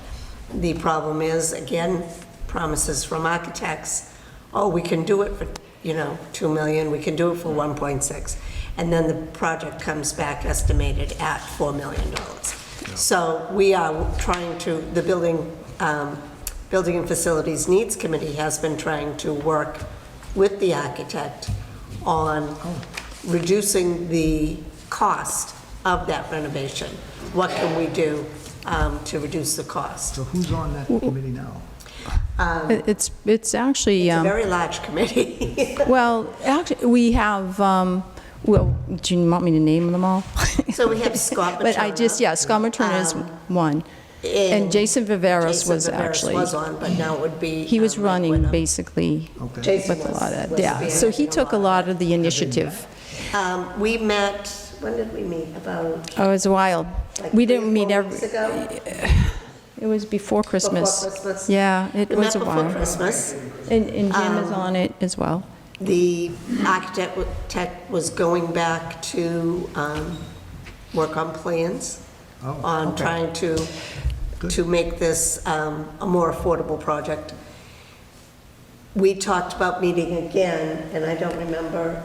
Well, actually, we discussed the fact that the architect came back with, the figures, the real, well, not real figures yet, but it was interesting because we formed this committee, and I came on board, and Jason Viveros was quite an advocate to support that, and I know Gordon had, he's done an awful lot in terms of the funding. He's done amazing stuff like that. So we had a strong board like that, but I think what's happened in reality, everybody kept looking at the architect, says we can't go more than 1.2. Hello?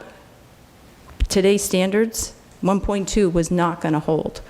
I mean, people are building, bathrooms at that one price. I mean, it's not realistic. I'm not just saying that. I'm just saying, it's just like not a realistic figure, right? So I'm sitting there thinking, I just got on board, I have to understand what's really happening. But the fact of the matter is, it's like 1.2 is not going to do this. And they kept, drilling that into that architect to say, you know what, we can't go more than that. So after all these meetings, or we got together every now and then after, he did come back, and the architect, and he did say, well, it's going to be $4 million. But that's after we had actually were able to transfer funds, and we had a good calling. We had intergenerational group that showed up to support the community, to support our seniors, to support our people with disabilities. Everybody was there. It was amazing. So now we're looking at the architect now coming back, saying now it's going to be $4 million. And it's like, yeah, so now what? We just, I did an aerial view of what it could really look like. We had a schematic, and that you can't sell a schematic, okay, in terms of the project. So now I had a real-time view of how to go in through the building, what it would really look like, the feel of what that building could be, that museum, and how we could really, make this happen. It's real. So I sold, it was sold basically, and I don't use that word like, I don't mean to use it like that, but I mean, it was to show show the public that it was going to be a positive thing. So now we're looking at $4 million. So now we're going forward. Now, where do we get the other monies? So now reducing it, we did get together as a committee, and we said, what can we do? Community build was not going to happen. Somebody suggested maybe community build. Realistically, there's ADA issues we have to adhere to. There's a lot of different things that we have to be, respectful of. We're going to build a building, community build. Let's do the landscaping. Let's do some of the things like that as community build. That makes more sense. So we were able to reduce the cost down, I believe it was $3 million. So there's still a possibility of working back, but now we have to go through combis, or through the vending process. There's a process in which they have to go back to now get some pricing for all these different things. However, the architect still wants to be paid. So I just got a text from Scott, so I think he must be watching. Okay. And he said Angelo, who is the architect, his advice was to hold off on construction to let inflation and labor prices settle. And between that and the supply chain issues, he was suggesting that we wait. So that's where it was left with us. And That does ring true. right, he's right. I Yep. think I wanted to bring it up so that we keep the fire burning on it. And I think he's absolutely right. There are, at least there have been up until now, maybe it might be settling down a little bit, but there certainly were material issues, if nothing else. And there's going to be labor issues too, because the cost of labor's gone up. So, but I would hate to see us do what you just got done complaining about in 2011, which is that, okay, there's enthusiasm and it just died and nothing happened. Yeah, it can't die. So I'm back here for a reason. So it has to be. It has to be for the people here. So, if that committee's still meeting, that's great. I think we probably should have another meeting soon, because you were just named to that board Yeah, you should come. as the liaison. Come on down. Come So on now you're down. going to get a lot of answers. So I think that was one of the things, and maybe also waiting so that Cody could sit in on it at least. Yeah. And Charlie was not a member of the board, but at least Cody could sit in on it and get an idea of what was going on. Can I ask, does the board investigate the financial side of it as in addition to the actual structure and planning? Or are there, That's why I was there, the town right, accountant. so you But guys yes, would- we do look at You guys that. would kick stones We do over look and at try that. to come up with creative ways to try Well, to find funding? And Right. creative ways was to look at the community, perhaps maybe we could figure out some other options. There is one, I did this, but it's HGTV. I mean, it was just something that I was thinking, maybe they could come down and take a look and say, well, maybe they could take and renovate something for us, or do something I think that's what they do. I actually went there,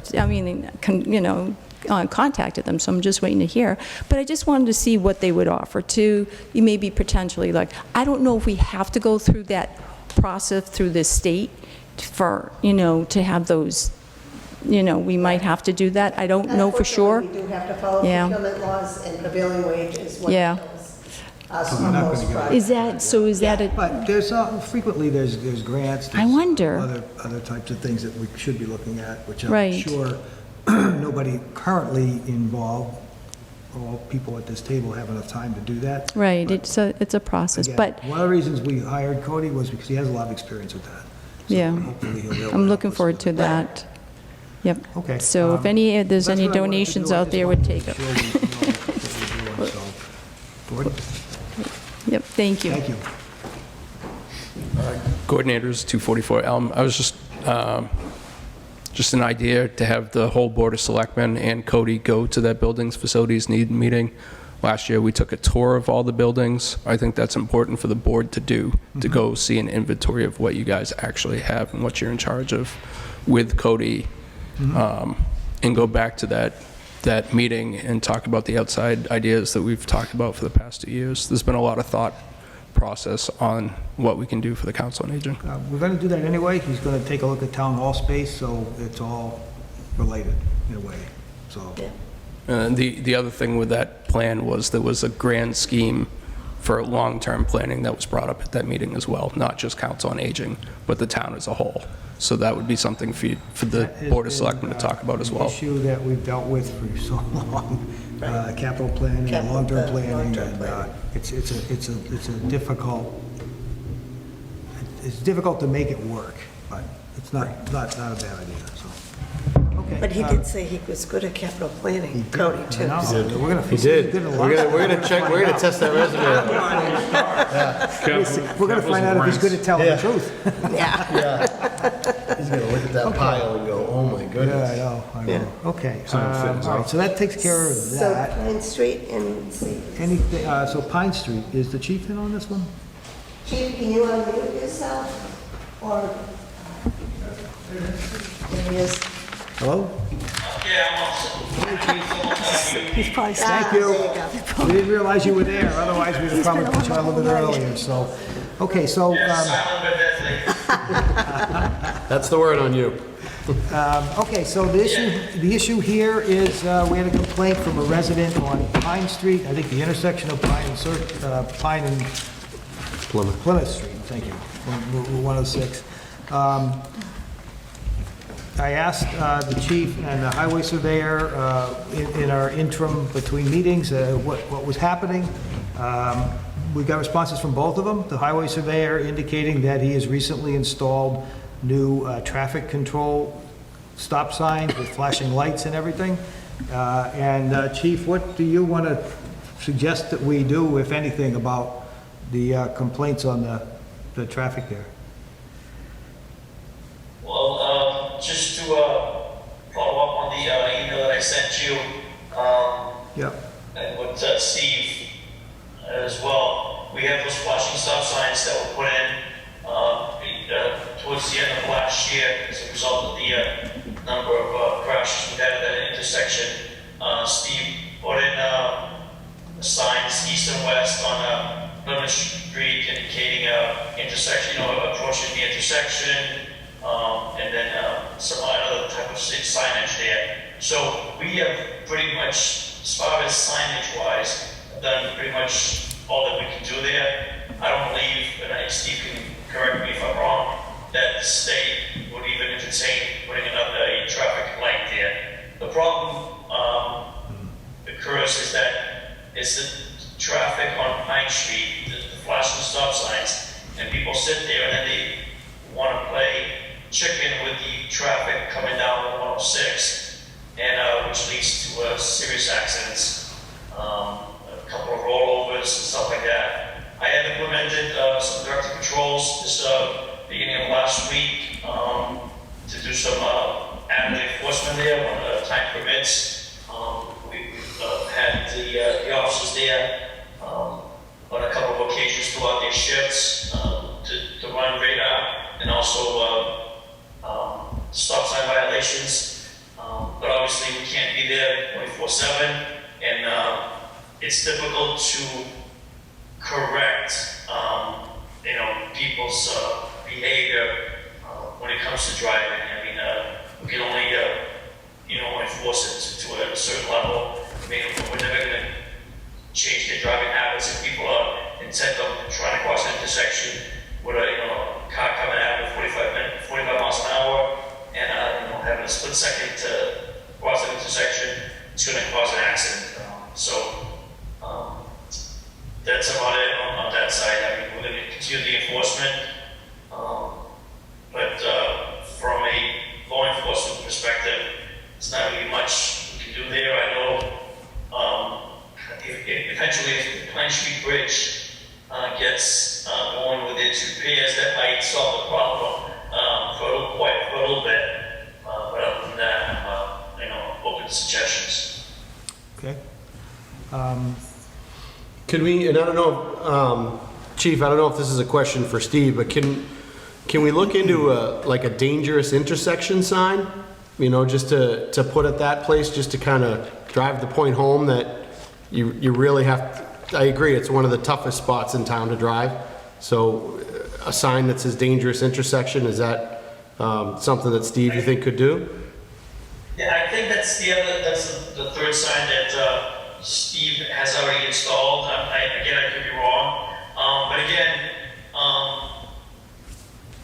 if people don't read the signs or don't, again, it's difficult to correct that behavior. Mm-hmm. We can put up all the signs we want. We figured, with the flashing stop sign, that would preclude a lot of the accidents. And I think right after we put the signs there, I think we had like 3 accidents in a pretty quick succession. So, I'm not sure it is as helpful as we thought.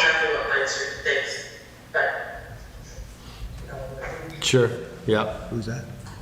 I think somebody accidentally unmuted. I'm muted, everybody. Okay. No, it's Steve.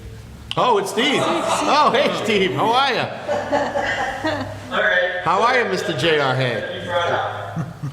Yeah, so I didn't know, Steve, I don't know if you heard me, but, I mean, do you think it'd be worth putting like a dangerous intersection sign there, or is it just adding to the confusion of all the signage there? It's more pollution, sign pollution is what they call it. The more signs you put up, the less people look at them. I mean, Okay. they've got a 4-way sign ahead, they've got flashing signs, Right, got all kinds of stuff. sure. If they're not paying attention to that, then what else, like the chief said, you can't change people's thoughts of what they're gonna try to do. Yep. Yep. Steve, that four-way, I had to say we could put a roundabout. Steve, that four-way sign on 106 going both ways, is there any way we could make that flashing as well as like the stop signs on East and West with Pine Street? The 3 signs that I want already, that wipe that account out. Yeah. So I'll have to wait. I think we're going to try to go for that again this year. I'm not sure. I can't remember if we're going to go every year for that money. But it's the only way we're going to be able to buy it. Those are $1,300 a piece.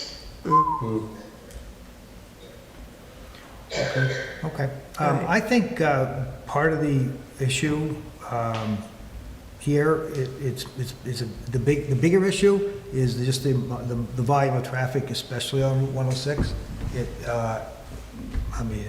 I don't have numbers to prove it, but just in my own experience, it just seems like there is a lot of cars on 106, especially hot times of the day.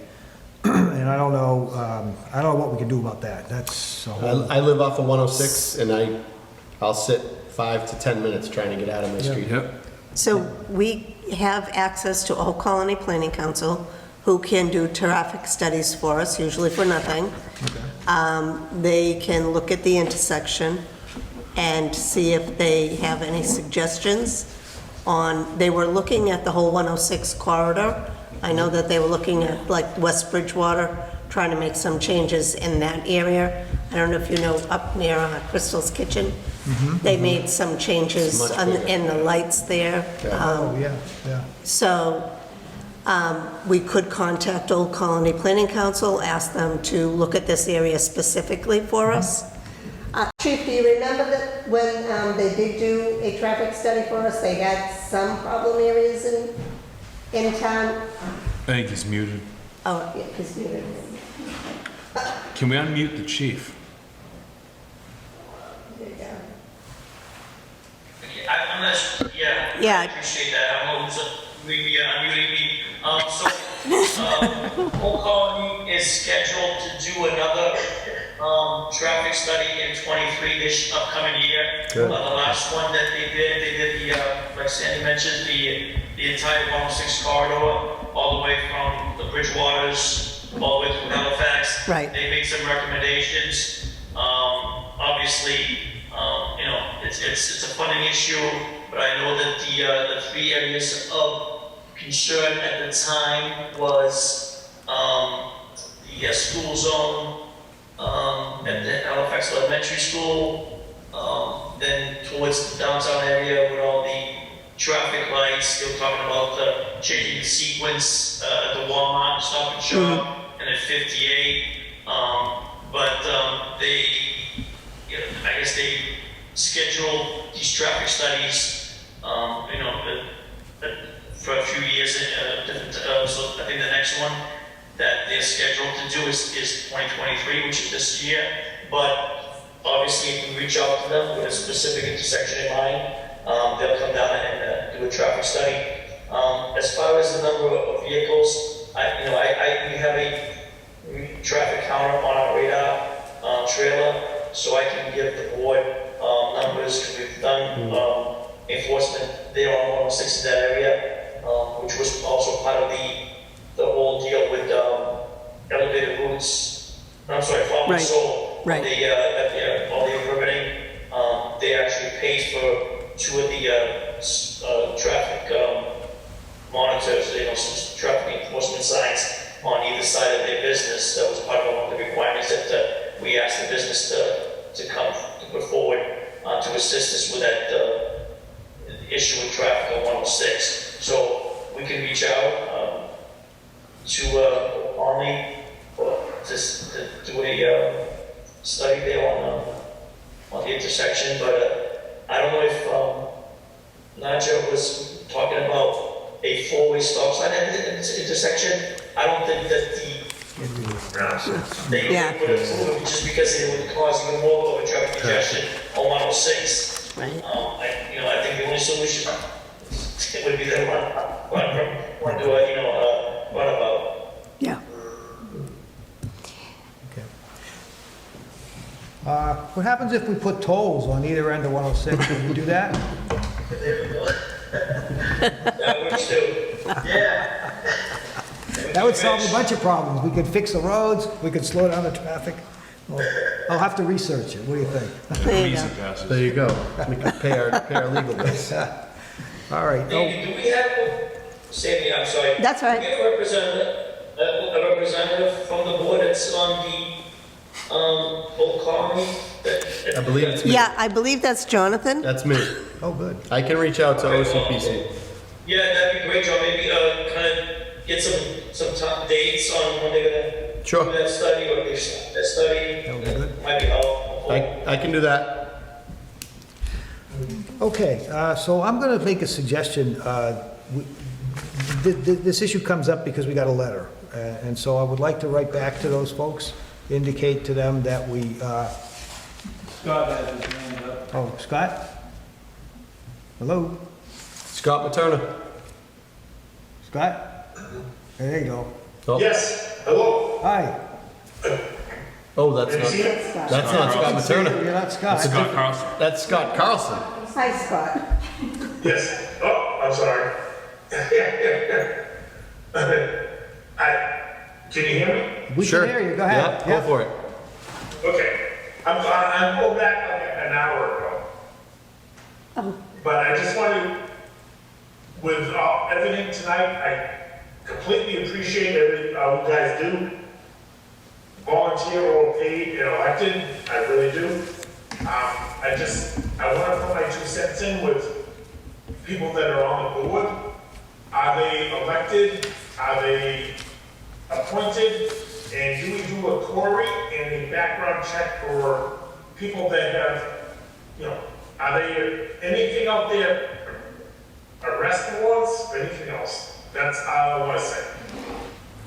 Depends on what board you're talking about. Certain boards are appointed, certain boards are appointed. Well, that's what I'm saying. Yeah, So, appointed or, you know, yeah, so the Board of Selectmen, I just want to know that everybody that we're putting out there is where they should be. yeah. The Board of Selectmen's elected, the Planning Board's elected, the Zoning Board of Appeals is Yes. appointed, Conservation's appointed, Finance And who was Committee's appointed, appointed. and it said Corey done, and He wants it's to know a, about Corey and background checks. I don't think we do that, do we? No. No, I don't think we do that normally. No, we don't. So, I don't think we have to. okay. So, I'm just saying that, I think we should okay, make sure everybody's on the same page. all right, we'll take it under consideration, thank you. Thank you. All right, going back to Pine Street, so what I'd like to do is just write a letter to these, I can't remember the name now, the folks that wrote us the complaint, tell them that we have discussed it with the, thank them for their concerns, tell them that we've discussed it with the highway surveyor, the police chief, that there are extra traffic controls that were put in, I think in the spring maybe, just this year, in an effort to control the traffic, that the police department has increased their patrols there for enforcement, and also that we are going to get back in touch with Old Colony Planning and ask them to do traffic studies on there and see what we can do in terms of all the rest of it. Yeah, so moved. Okay, so I'll second it. Any discussion? Nope. All those in favor, say aye. Aye. Opposed? It's unanimous. Does that complete our agenda? I believe it does. No kidding. That was a Yep. quick 3.5 hours. 3:40 now? Who's count? Who's count? Who's So I'll gonna, take a motion to adjourn unless Okay. somebody has an objection to that. So moved. Second, any discussion on adjournment? There being none. All those in favor, aye? Aye. Opposed? It's unanimous. Thank you all for your... Thank you. Marathon. thank you.